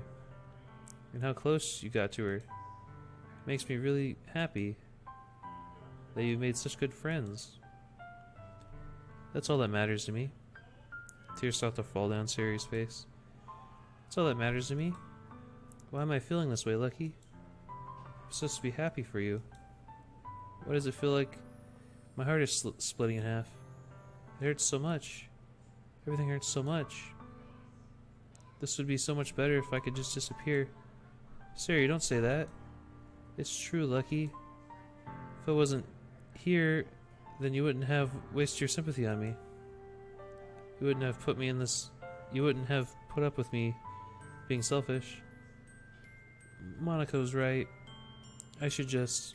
Monica? Monica was right about what? Sayori? What I said before is true. I'm not going to let this continue. Caring about you like this isn't a burden on my mind. It's making it... Well, caring about you like this isn't a burden. Your mind is making it out to be. Isn't the burden it's making it out to be. It's something that makes me happy. It's something that I would trade for anything else. So even if it takes an entire lifetime, I'm going to be by your side until you don't feel any more pain. But Sayori looks away. Put my hand on her shoulder to reassure her. I'm scared, Lucky. I'm really scared. What are you scared of, Sayori? I'm scared that I might like you more than you like me. Sayori? It's true, isn't it? I was weak and started to like you too much. I did this to myself. Lucky. I like you so much that I want to die. That's how I feel. And that's enough, Sayori. I don't want you to hurt anymore. I slide my hand down Sayori's arm and squeeze her hand in my own. Do you remember how I said I always know what's best for you? Do you still believe me? Wordlessly, Sayori nods. Even if I don't understand all of your own feelings, I know what you need the most right now. That's what I'm gonna give you.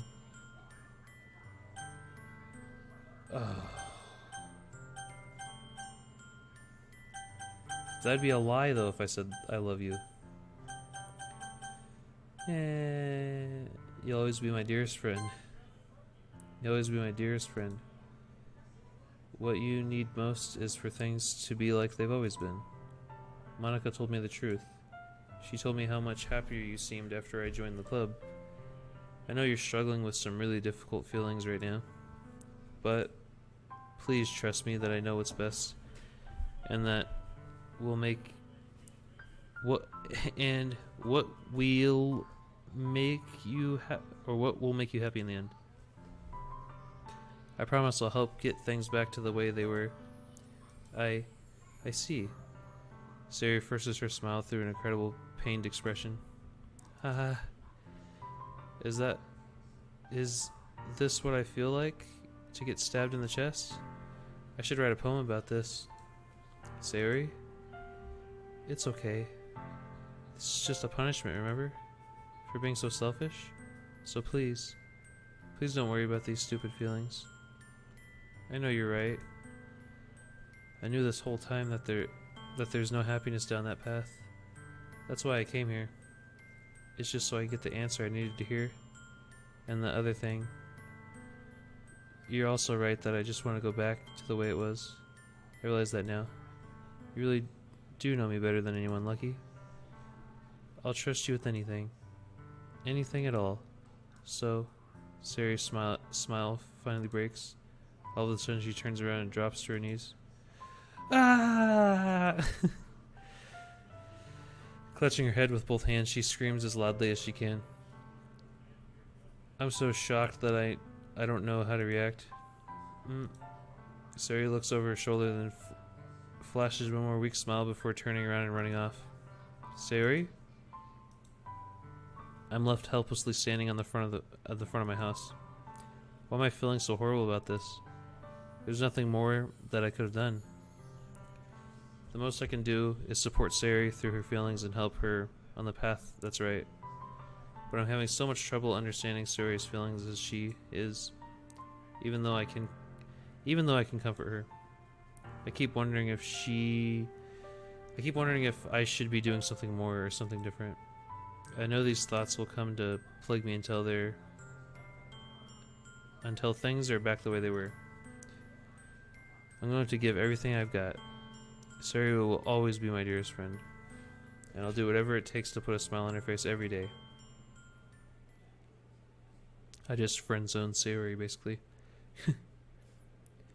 It's the day of the festival. Of all the days, I expected to be the one where I'd be walking to school with Sari, but Sari isn't answering her phone. I considered going to her house to wake her up, but decided that's a little too much. Meanwhile, the preparations for the event should be nearly complete. The banner Yuri and I painted is dry and gently rolled up I gently rolled it up to take it with me. She sent me a pleasant text reminding me not to forget anything, and I reassured her. Funnily enough, I probably feel the same way about Natsuki about the event. I'm more excited for it to be over so I can spend time with Sari and Yuri at the festival. But knowing Monica, I'm sure the event will be great too. Lucky! You're the first one here. Thanks for being early. That's funny, I thought at least Yuri would be here by now.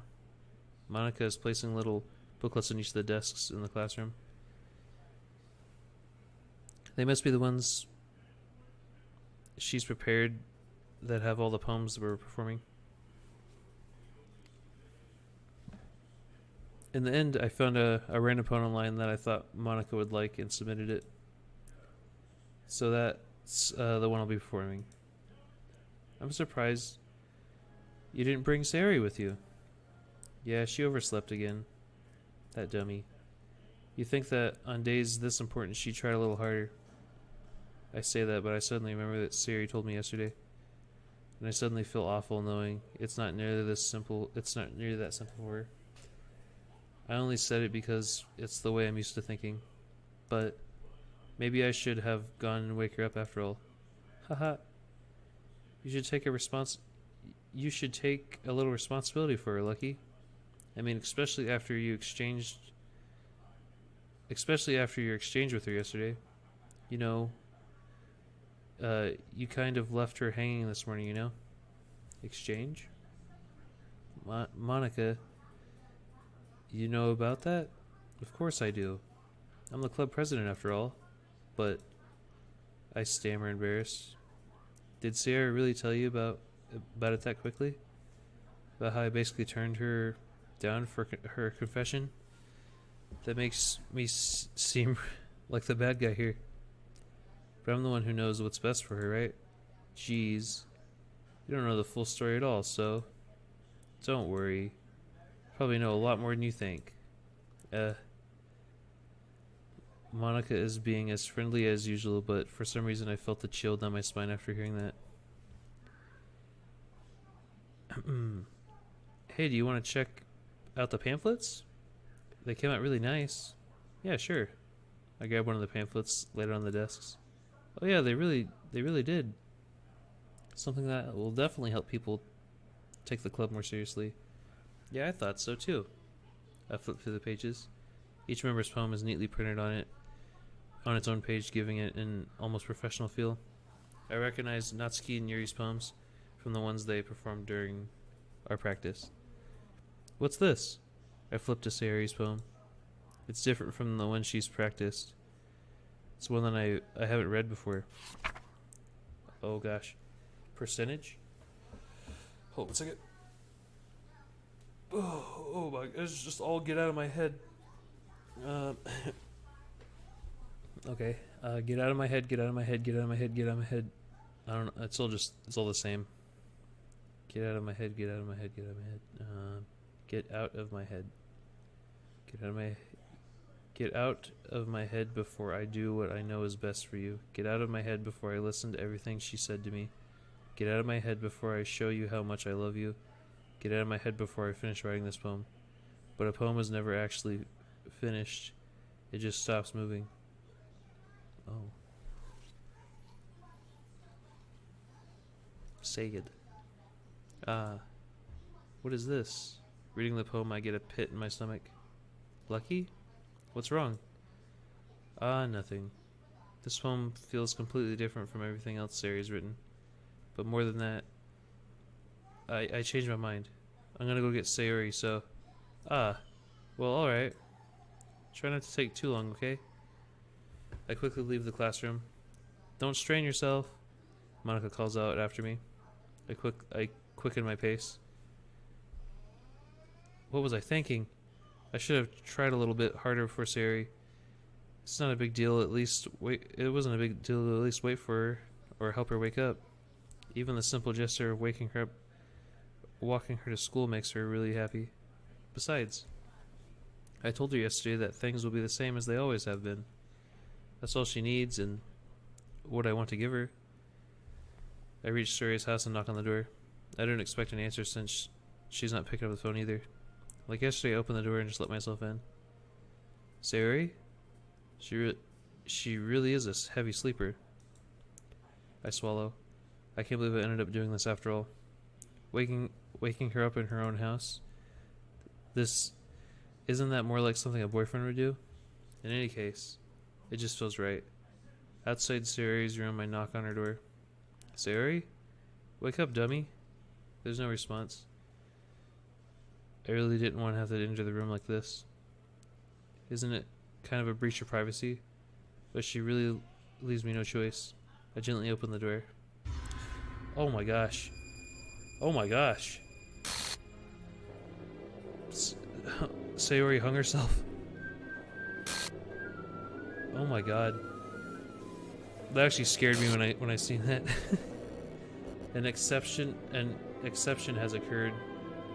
File game script chapter 5 right line 307 seeks traceback text for details.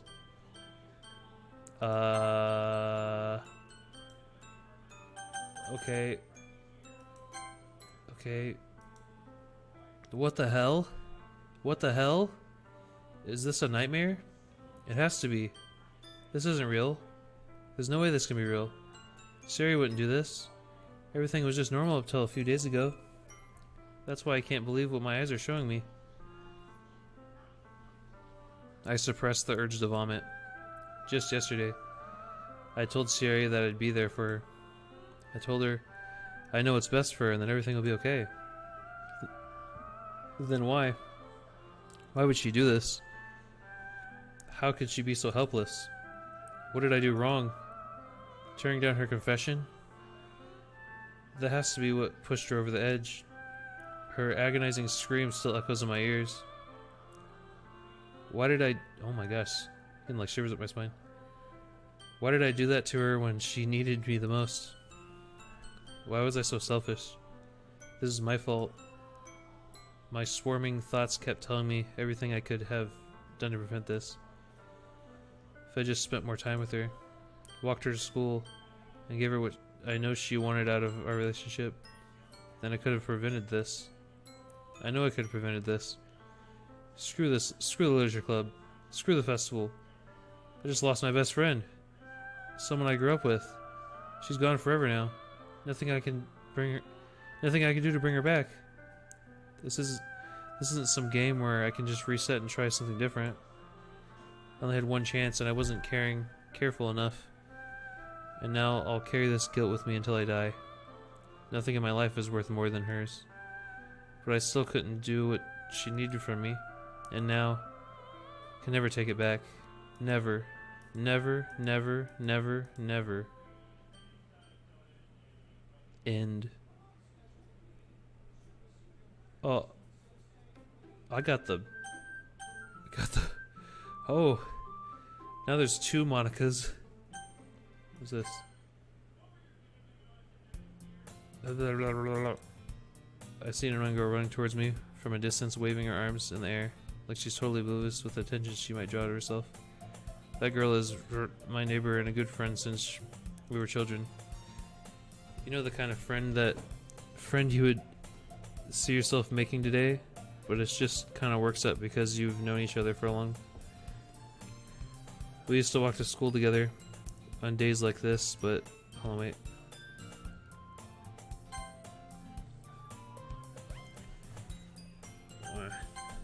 Days like this started running around high school, would slip more frequently. I would get tired of waiting up. But if she's going to chase after me like this, I almost feel bad for her running away. However, I just sigh and idle across so I can let Zerp catch up with me. Oh! Was that Monica?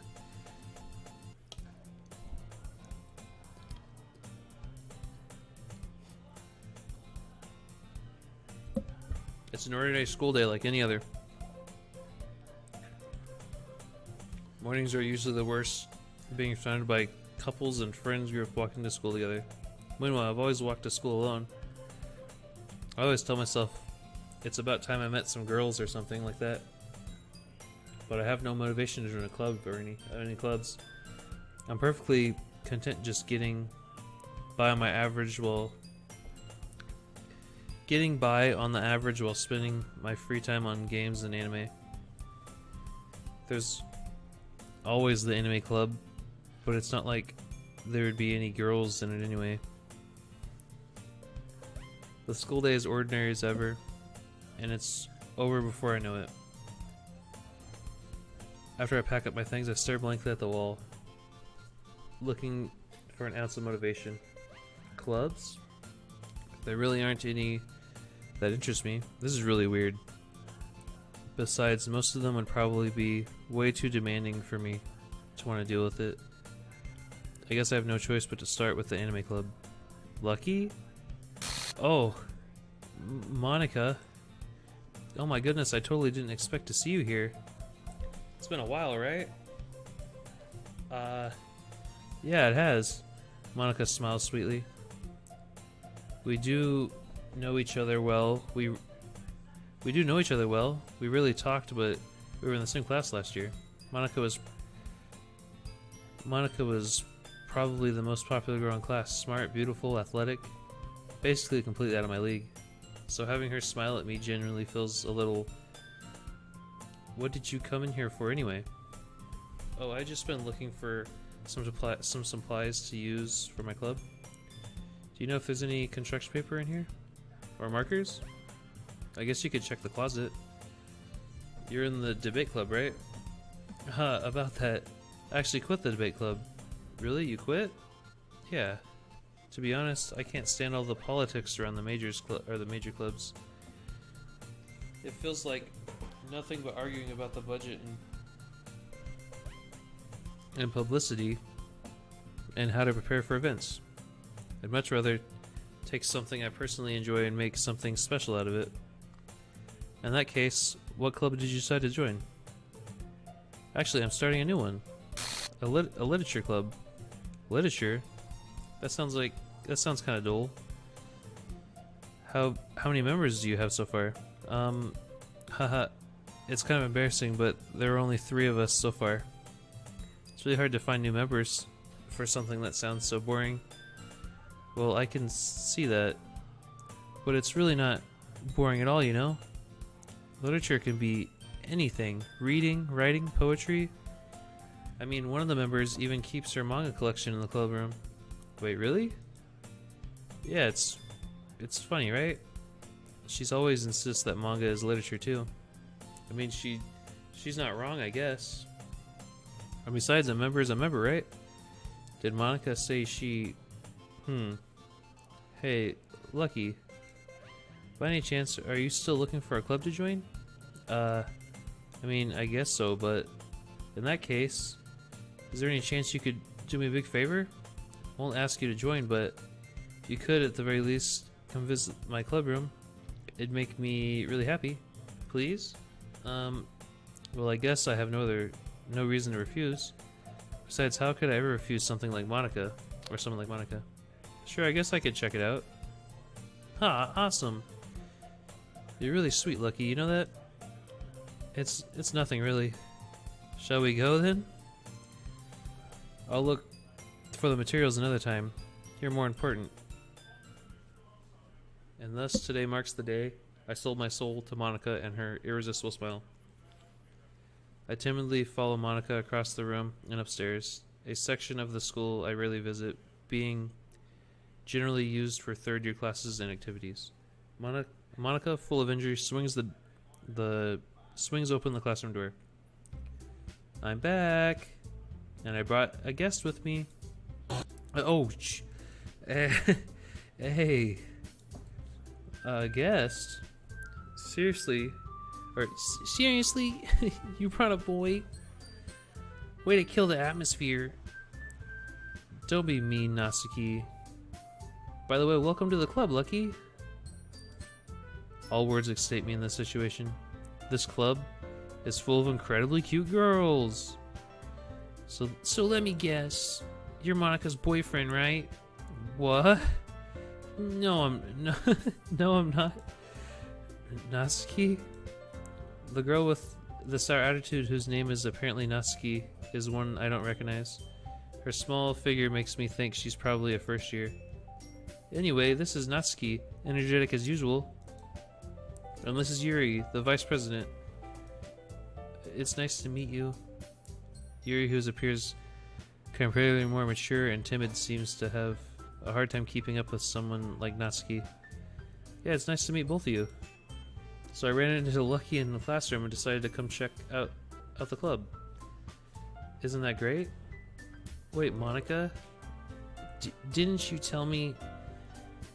didn't you let me know in advance before you brought anyone new? Wait. Didn't I tell you to let me know in advance before you brought anyone new? I was going to, well, you know... Sorry. I didn't forget that, but I just happened to run into him. In that case, I should at least make some tea, right? Yeah, that'd be great. Why don't you come sit down, Lucky? The girls have a few desks arranged to form a table. Yuri walks to the corner of the room and opens the closet. Meanwhile, Monica and Natsuki sit across from each other. Still feeling awkward, I take a seat next to Monica. So I know you don't really plan on coming here, but we'll make sure you feel right at home, okay? As president of Literature Club, it's my duty to make the club fun and exciting and for everyone. I'm surprised there aren't more people in the club yet. It must be hard to start a new club. You could put it that way. Not many people are very interested in putting out all the effort and starting something brand new. Especially when it's something that doesn't grab your attention, like literature. You have to work hard to convince people that you're both fun and worthwhile. But it makes school events like the festival that much more important. I'm confident that we can all really grow this club before we graduate. Right, Natsuki? Well, I guess. Natsuki reluctantly agrees. Such different girls all interested in the same goal. Monica must have worked really hard just to find these two. Yuri returns to the table carrying a tea set. She carefully places a teacup in front of each of us before setting down the teapot in the middle. You keep a whole tea set in the classroom? Don't worry, the teacher gave us permission. After all, doesn't a hot cup of tea help you enjoy a good book? I guess so. Don't you let yourself get intimidated. Yuri's just trying to impress you. Hey, that's not... Insulted, Yuri looks away. I meant that, you know, I believe you. Well, tea and reading might not be pastime for me, but at least enjoy tea. I'm glad. Yuri faintly smiles to herself in relief. So, Lucky, what kinds of things do you like to read? Well, considering how little I've read in the past few years, I don't really have a good way to answer that. Manga? I muttered quietly to myself, half jokingly. Natsuki's head suddenly perks up. Look like she wants to say something, but she keeps quiet. Not much of a reader, I guess. Well, that can change. What am I saying? I spoke without thinking after seeing Yuri's sad smile. Anyway, what about you, Yuri? Well, let's see. Yuri traces the rim of her teacup with her finger.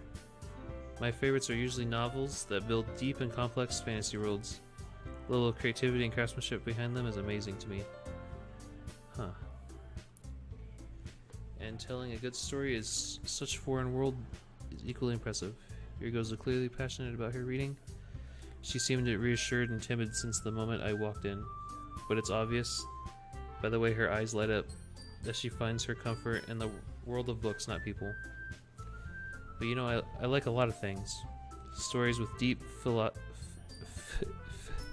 philosophical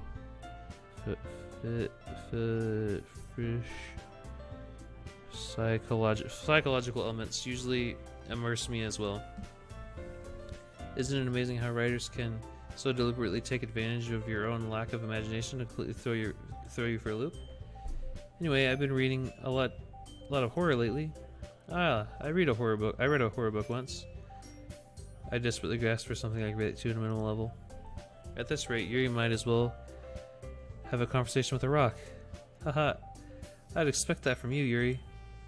It suits your personality. Oh, is that so? Really, if a story makes me think or take me to another world, then I really can't put it down. Surreal horror is often very successful at changing the way you look at the world, if you only for a brief moment. I hate horror. Oh, why's that? Well, it's just... Natsuki's eyes dart over me for a split second. Never mind. That's right, you usually like to write about cute things, don't you, Natsuki? What? What gives you that idea? You left a piece of scrap paper behind last club meeting. It looks like you were working on a poem called Don't Say It Out Loud. And give that back. Fine, fine. Natsuki, you write your poems. Well, I guess sometimes. Why do you care? Oh, I didn't read that, I guess. I think that's impressive. Why don't you share them sometime? No. Natsuki averts her eyes. You wouldn't like them? I'm not a very confident writer yet. I understand how Natsuki feels. Sharing that level of writing takes more than just confidence. The truest form of writing is the writing to oneself. You must be willing to open up your readers. You must be willing to open up to your readers, exposing your vulnerabilities and showing even the deepest reaches of the heart. Do you have writing experience too, Yuri? Maybe if you share some of your work, we can get a set of your examples and help Natsuki feel comfortable enough to share hers. I guess it's the same for Yuri. We all sit in silence for a moment. Hey, I just got an idea. How about this? Huh? Natsuki and Yuri look quizzically at Monika. Let's all go home and write a poem for our own. Then the next time we meet, we'll all share them with each other. That way everyone is even. I mean, I thought it was a good idea. Well, I think you're right, Monika. We should probably start finding activities for all of us to participate in together. I did decide to take the responsibility of vice president after all. I need to do my best to nurture the club as well as its members. Besides, now we have a new member. It seems like a good step for us to take. Do you agree as well, Lucky? Hold on, there's still one problem. What's that? Now that we've reached the most important topic, I bluntly come forth with what's been on my mind the entire time. I never said I would join this club. Monica may have convinced me to stop by, but I never made any decisions. I still have other clubs to look at, and I lose my train of thought. All three girls stare back at me with dejected eyes. But, I'm sorry, I thought. The girls exchange glances before Monica turns back to me. I guess I need to tell you the truth, Lucky. The thing is, we don't have enough members yet to form an official club. We need 4. And I've been trying really, really hard to find a new member.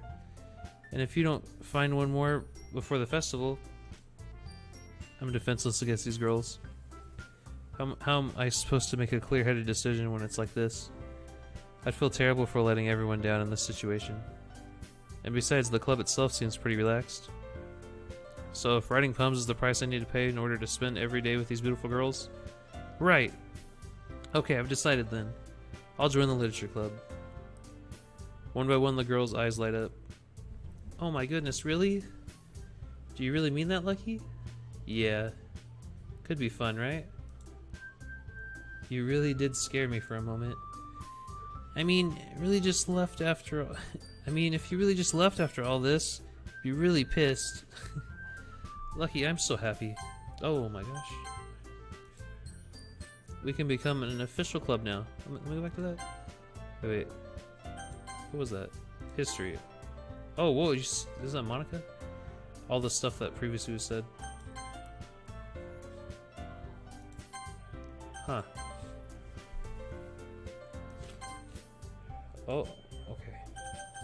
Gotta save real quick. Okay. We can become an official club now.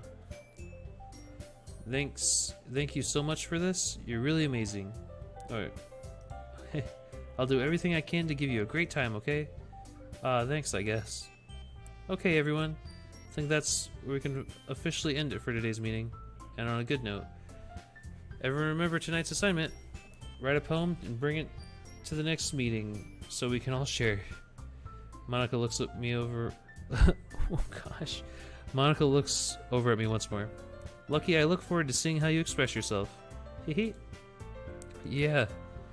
Can I really impress the class star Monica with the mediocre writing skills? I already feel the anxiety welling up inside of me. Meanwhile, the girls continue to chit-chat as Yuri cleans up the tea set. Guess I'll be on my way then. Okay. See you tomorrow then. I can't wait. Huh. It's way shorter now. Without a Sayori. With that, I depart the club room and make my way home. The whole way, my mind wanders back and forth between the 3 girls. Natsuki, Yuri, and of course Monica. Will I really be happy spending every day after school in a literature club? Perhaps I'll have a chance to grow closer to one of these girls. Alright. I'll just need to make the most of the circumstance, and I'm sure good fortune will find me. And I guess the stars... Or I guess that starts with writing a poem tonight.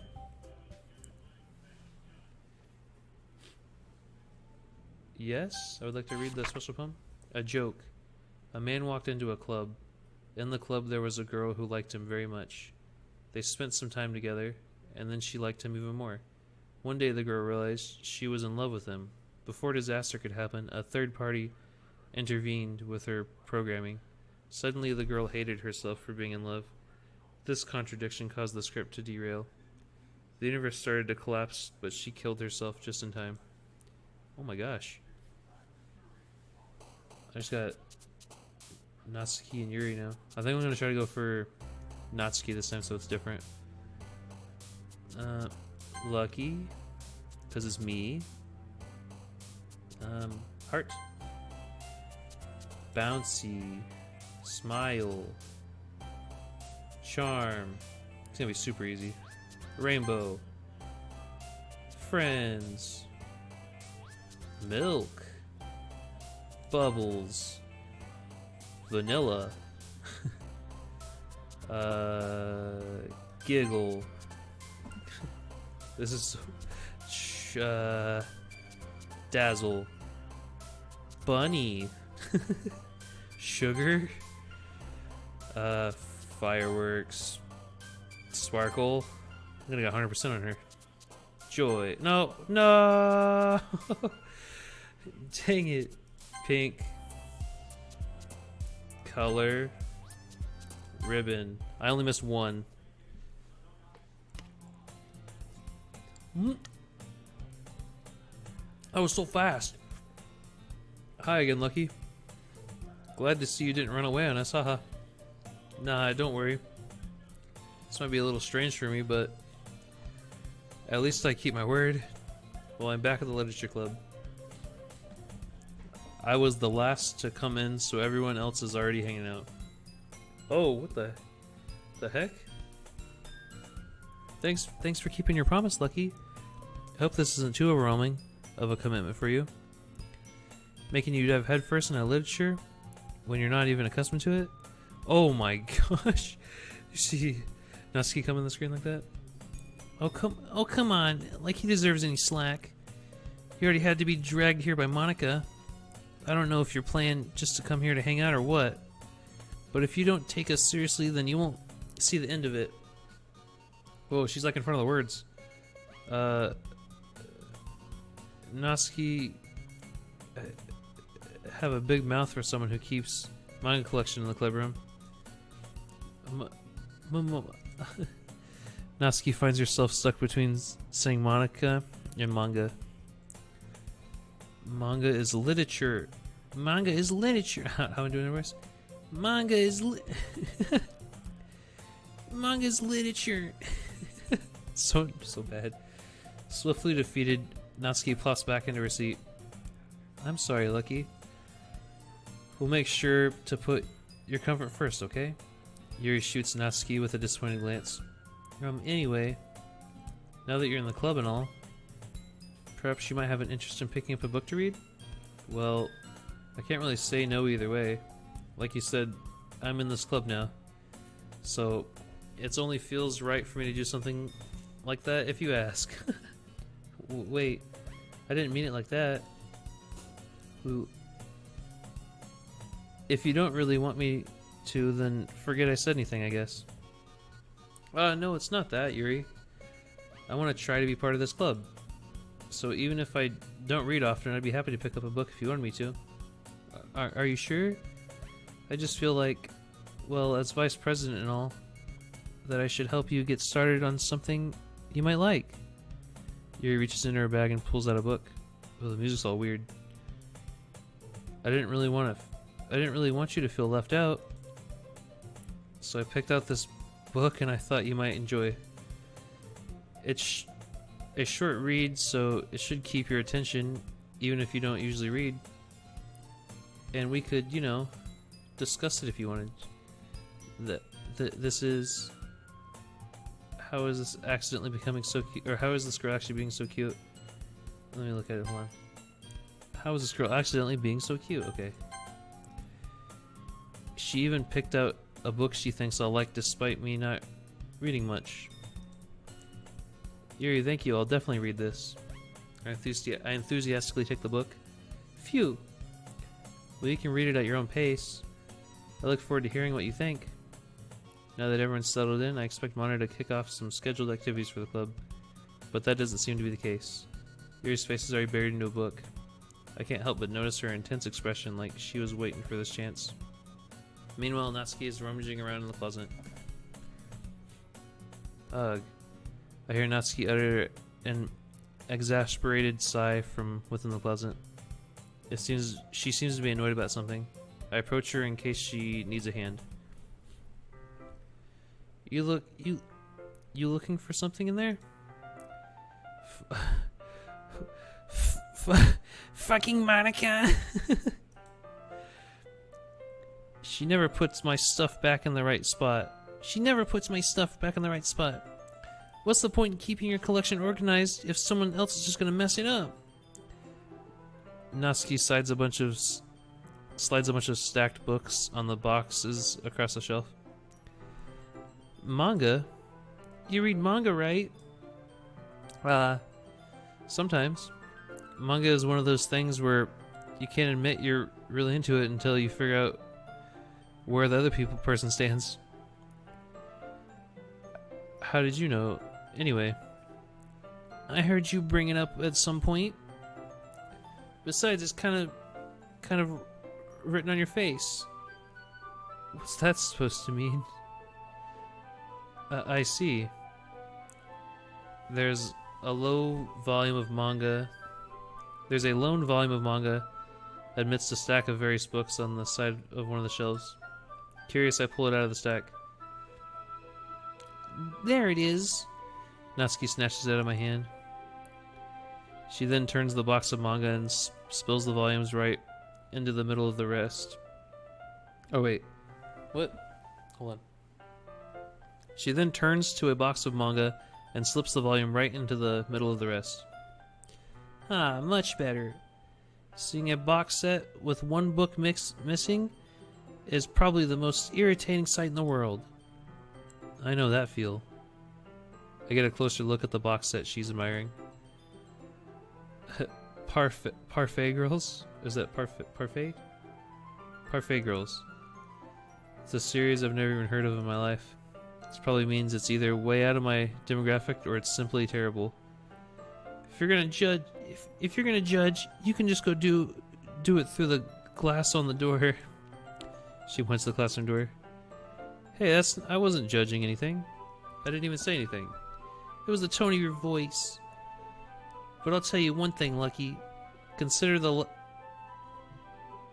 don't judge a book. What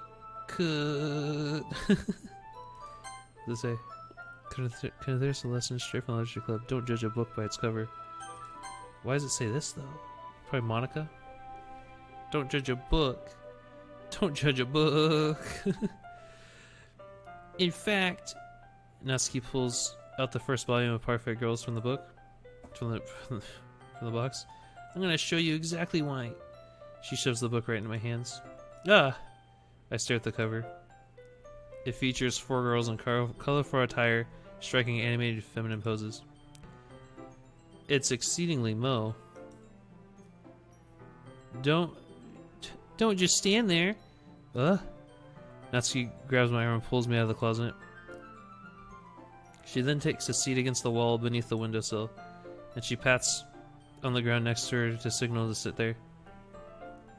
Wouldn't chairs be more comfortable? I take my seat. Chairs wouldn't work. We can't read at the same time like that. Oh, why is that? I guess it's easier to be close together like this? Don't say it like that. You're gonna make me feel weird about it. Natsuki crosses her arms and scooches an inch away from me. Sorry. I didn't expect to be sitting this close to her either. Now that I can say it's particularly bad timing, up in the book. It's only a few seconds before Natsuki once again inches closer, reclaiming the additional space, while she hopes I won't notice. I can feel her peering over my shoulder, much more eager to begin reading than I am. Wow, how long has it been since I read the beginning? You don't go back and flip through older volumes every now and again? Not really. Maybe sometimes after I've already finished the series. Hey, are you paying attention? I am, but nothing's really happening yet, so I can't talk at the same time. It looks like it's about a bunch of friends in high school. Typical slice of life affair. Kind of grew out of these since it's rare for the writing to be entertaining, even to make up for the lack of plot. Are you sure this isn't boring for you? Aw, she's adorable. Big pink hair. It's not. I think that's a good voice for her. The yeah. Even though you're just watching me read? Well, I'm fine with that. If you say so. I guess it's fun sharing something you like with someone else. I always get excited when I convince any of the friends to pick a series I enjoy. You know what I mean? Huh? You don't? Huh. That's not... Well, I wouldn't really know. What do you mean? Don't you share your manga with your friends? Could you not rub it in? Jeez. Ah, sorry. Like I could ever get any of my friends to read this. They just think manga is for kids. I can't even bring it up without them being all like, you still haven't grown out of that yet? Makes me want to punch them in the face. I know those kinds of people.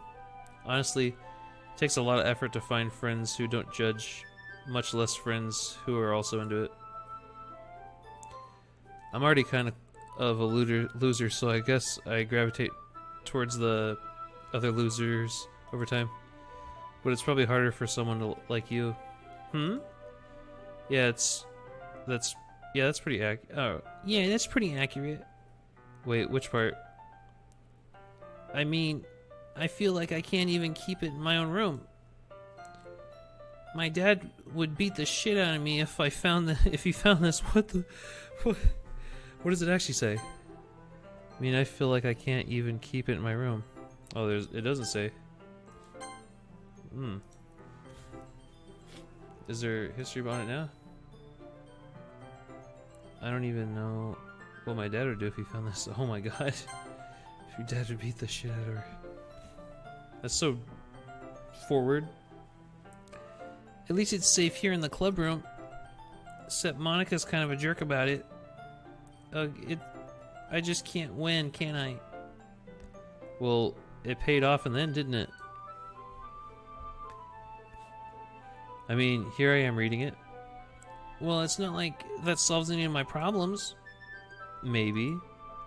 But at least you're enjoying yourself, right? So? Jeez, that's enough. You gonna keep reading or what? Yeah. I flipped the page.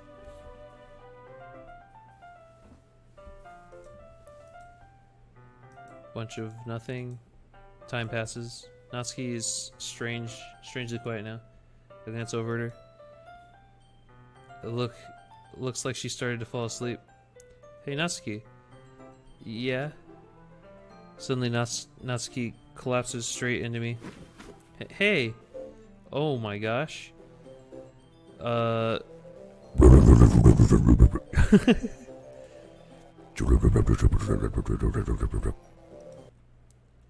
jeez. Natsuki, are you okay? Here. Monica reaches into her bag and pulls out some kind of protein bar. She throws it at Natsuki's direction. Natsuki's eyes suddenly tighten up again. She snatches the bar from the floor and immediately tears off the wrapper. I told you not to give... She doesn't even finish her sentence before stuffing it in her mouth. Don't worry, Lucky. She's fine. It just happens every now and then. That's why I always keep snacks in my bag for her. She turns into a demon when she doesn't have snacks.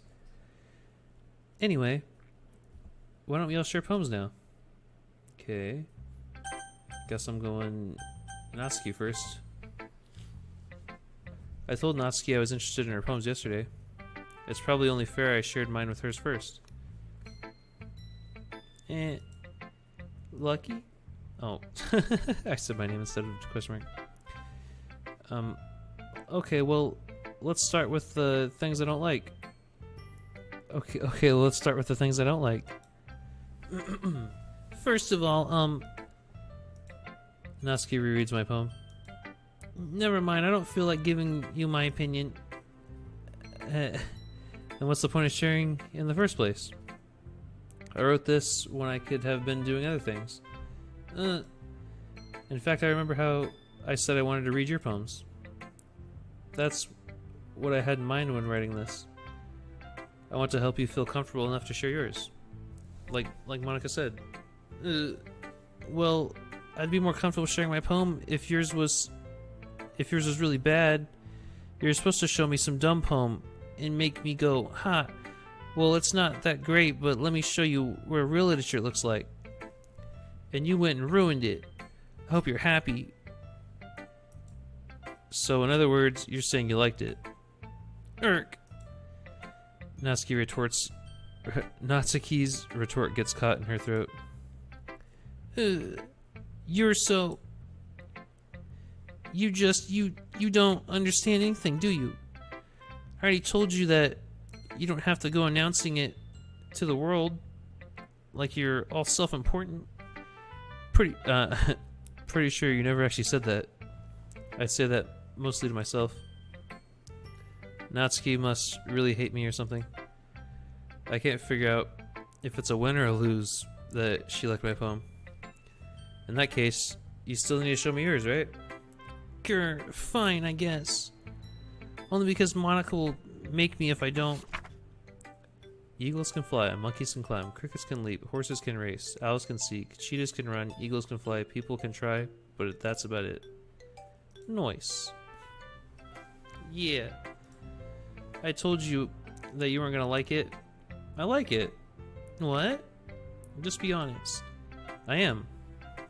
Why are you so convinced that I wouldn't like it?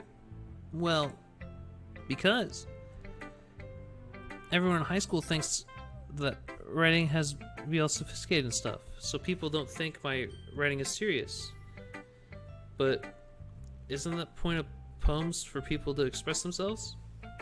Your writing style might make your message any less vivid. Oh wait, I didn't read that. Your writing style wouldn't make your message any less vivid. Yes, exactly. I like it when it's easy to read, but it hits you hard. Like in this poem. Seeing everyone around you do great things can be really disheartening. So I decided to write about it. Yeah, I understand. But the other nice thing about simple writing is that it puts more weight on the wordplay. See, I like reading her stuff easier because it's less big words, but I have to do a dumb voice the whole time. Like I set up for a rhyme at the end, but then made it all fall flat on purpose. It helps bring out feeling in the last line. So you did. I guess more went into it than I realized. That's what I meant to be. That's what it means to be a pro. I'm glad you learned something. Didn't expect that from the youngest one here, did you? Yeah, I guess not. I decided to humor her with the last comment. I don't really care how old everyone is, but if Natsuki is feeling proud, then I won't take that away from her. Uh-huh. I'll go Monica, then I'll go Yuri. Hi, Lucky. Having a good time so far? Aw, yeah. Good, glad to hear it. By the way, since you're new and everything, if you ever have any suggestions for the club, like activities or things we can do better, I'm always listening. Don't be afraid to bring things up, okay? Alright, I'll keep that in mind. Of course I'll be afraid to bring things up. I'm much better off going with the flow until I'm more settled in. Anyway, want to share your poem with me? It's kind of embarrassing, but I guess I have to. Haha. Don't worry, Lucky. We're all a little embarrassed today, you know? But that's the sort of barrier that we'll all learn to get past soon. Yeah, that's true. I hand Monica my poem. I like it, Lucky. Really. It's a lot cuter than I expected. Oh, jeez. No. This kind of makes me think of something not skewed right. And she's a good writer, too. So take that as a compliment. Haha. If you say so. Yep. If you're interested in Natsuki, then always keep a snack on you. She'll cling to you like a puppy. Haha. Natsuki's dad doesn't give her lunch money or leave her any food in the house, so she's a fussy mood pretty often. Oh god. Sounds awful.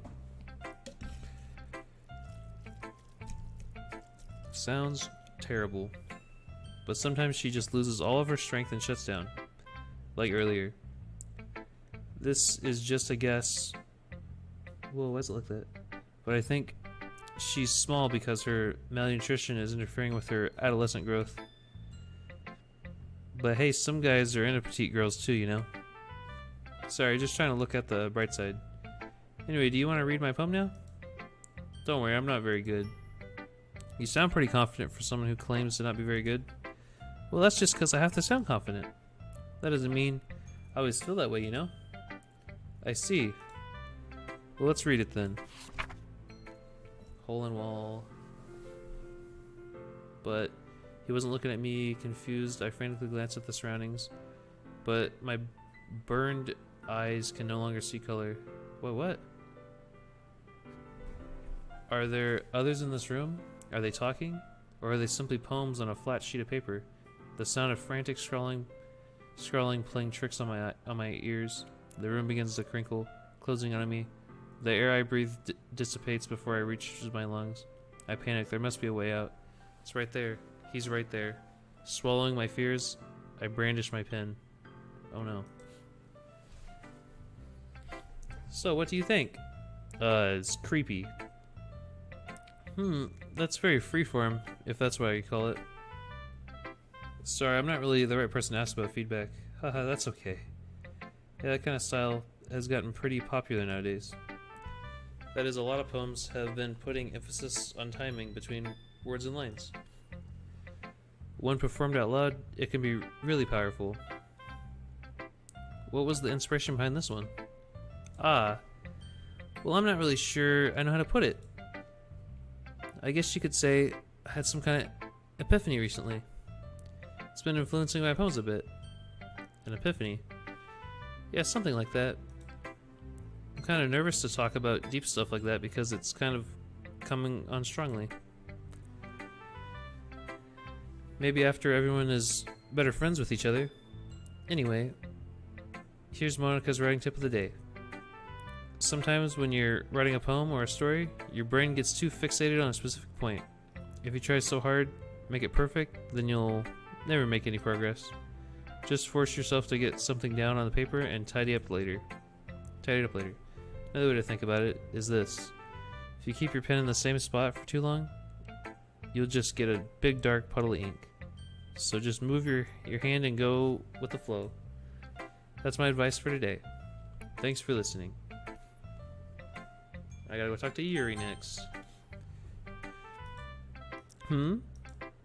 Yuri stares at my poem. A minute passes, more than enough time for her to finish reading. Oh, sorry. Forgot to start speaking. It's fine, don't force yourself. I'm not. I just need to put my thoughts into words. Hold on.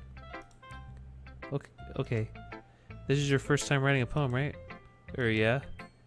Why do you ask? I'm just making sure. I guessed that it might be after reading through it. So it's that bad? No. Did I just raise my voice? Oh, I'm so sorry. Yuri buries her face in her hands. I couldn't help but notice that it's been several minutes and we really haven't gotten anywhere. Might take Yuri a while to get used to the new people. It's fine, I really didn't notice. What were you saying? Right, it's just that there are specific writing habits that are usually typical of new writers. And having been through that myself, I kind of learned to pick it up on them. I think most noticeable thing I recognize in a writer is that they try to make their style very deliberate.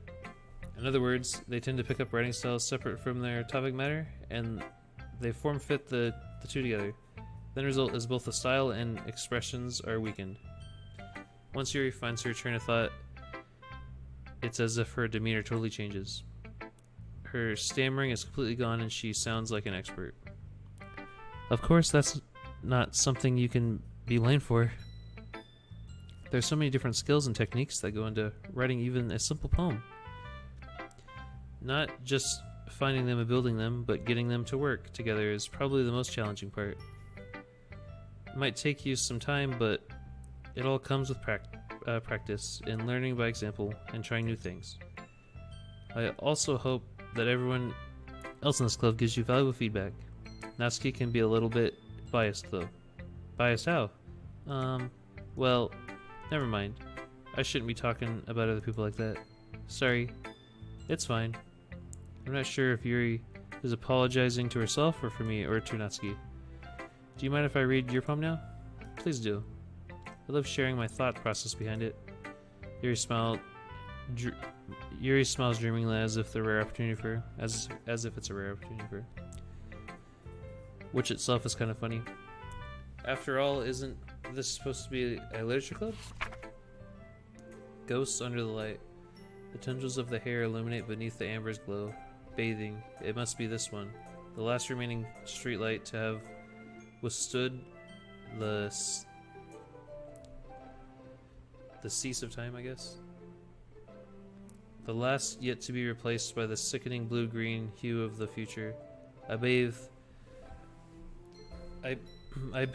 calm, breathing air of the present, but living in the past. The light flickers. I flicker back. I'm sorry, I have such terrible handwriting. What? Wasn't thinking that at all. But it took you so long to read it. Well, I just don't read script very often. I actually think your handwriting is pretty. Eh? That's a relief. Also, I liked the poem. Even though it was short, it was really just descriptive. It wasn't too short. I usually write longer poems. Not at all. I'm really glad you like it. I'll be honest. Since it's our first time sharing, I wanted to write something a little more mild. Something easy to digest, I suppose. Are you into ghosts, Yuri? Huh? Actually, the story isn't about ghosts at all, Lucky. Really?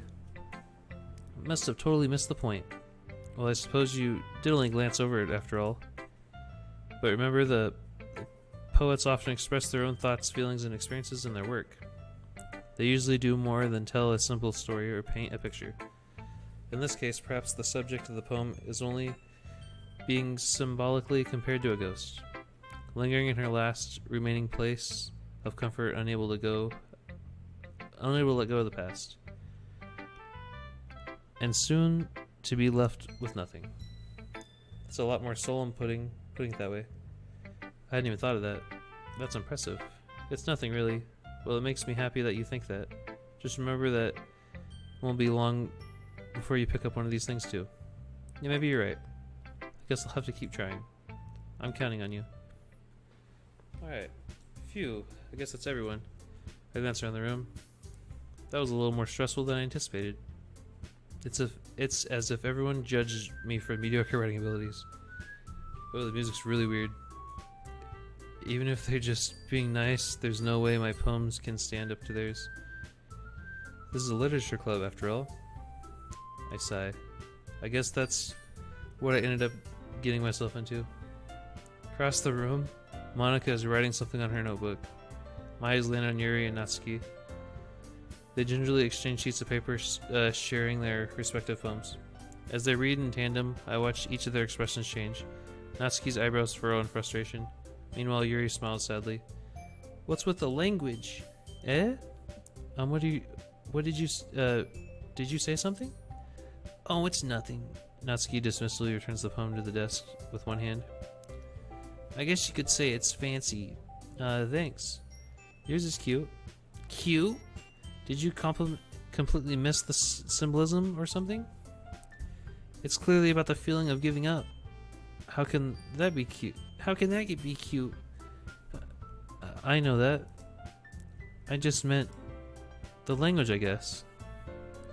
I was trying to say something nice. Eh? You mean you have to try hard to come up with something nice to say? Thanks, but it really didn't come out nice at all. Well, I do have a couple suggestions. Huh. If I was looking for suggestions, I would have asked someone who actually liked it. Which people did, by the way. Monica liked it, and Lucky did too. So based on that, I'll gladly give you some more suggestions of my own. First of all, excuse me. I appreciate the offer, but I've spent a long time establishing my writing. I don't expect to change anytime soon unless, of course, I come across something particularly inspiring. I keep going out of her voice. I keep messing it up. Which I haven't yet. Nyeh. And Lucky liked my poem too, you know. He even told me he was impressed by it. Natsuki suddenly stands up. Oh? I didn't realize you were so invested in trying to impress our new member, Yuri. That's not what I... You're just... Yuri stands up as well. Maybe you're just jealous that Lucky appreciates my advice more than he appreciates yours. Huh? And how do you know that he didn't appreciate my advice more? Are you full of yourself? No. If I was full of myself, I would deliberately go out of my way to make everything I do overly cutesy. Well, you know what? I wasn't the one whose boobs magically grew a size bigger as soon as Lucky started showing up. Natsuki. Natsuki, that's a little... This doesn't involve you. Taking out our own insecurities on others like that? You really act like a young... Oh my gosh, that scared me. You really act as a young... As you look, Natsuki. You really act as long as you look, Natsuki. Me, look who's talking. You want to be edgy, bitch? Edgy? Sorry, that's my lifestyle. It's too much someone with mental age to comprehend. See? Just saying that proves my point. Most people learn to get over themselves after graduating middle school, you know? If you want more people to... if you want me to prove anything, then stop harassing others with sticking attitude. You think you can counterbalance your toxic personality just by dressing and acting cute? The only cute thing about you is how hard you try. Whoa, be careful or you might cut yourself on that edge, Yuri. Oh, my bad. You already do, don't you? Did you just accuse me of cutting myself? What the fuck is wrong with your head? Yeah, go on. Let Lucky hear you everything you really think. I'm sure he'll be head over heels for you after this. Suddenly Yuri turns towards me as if she noticed I was standing there. Lucky. She's trying to make me look bad. That's not true. She started it. Whoa. I'm gonna go Natsuki. I'm going for Natsuki. Natsuki. No. Is that Monica? Monica, no, please. Please.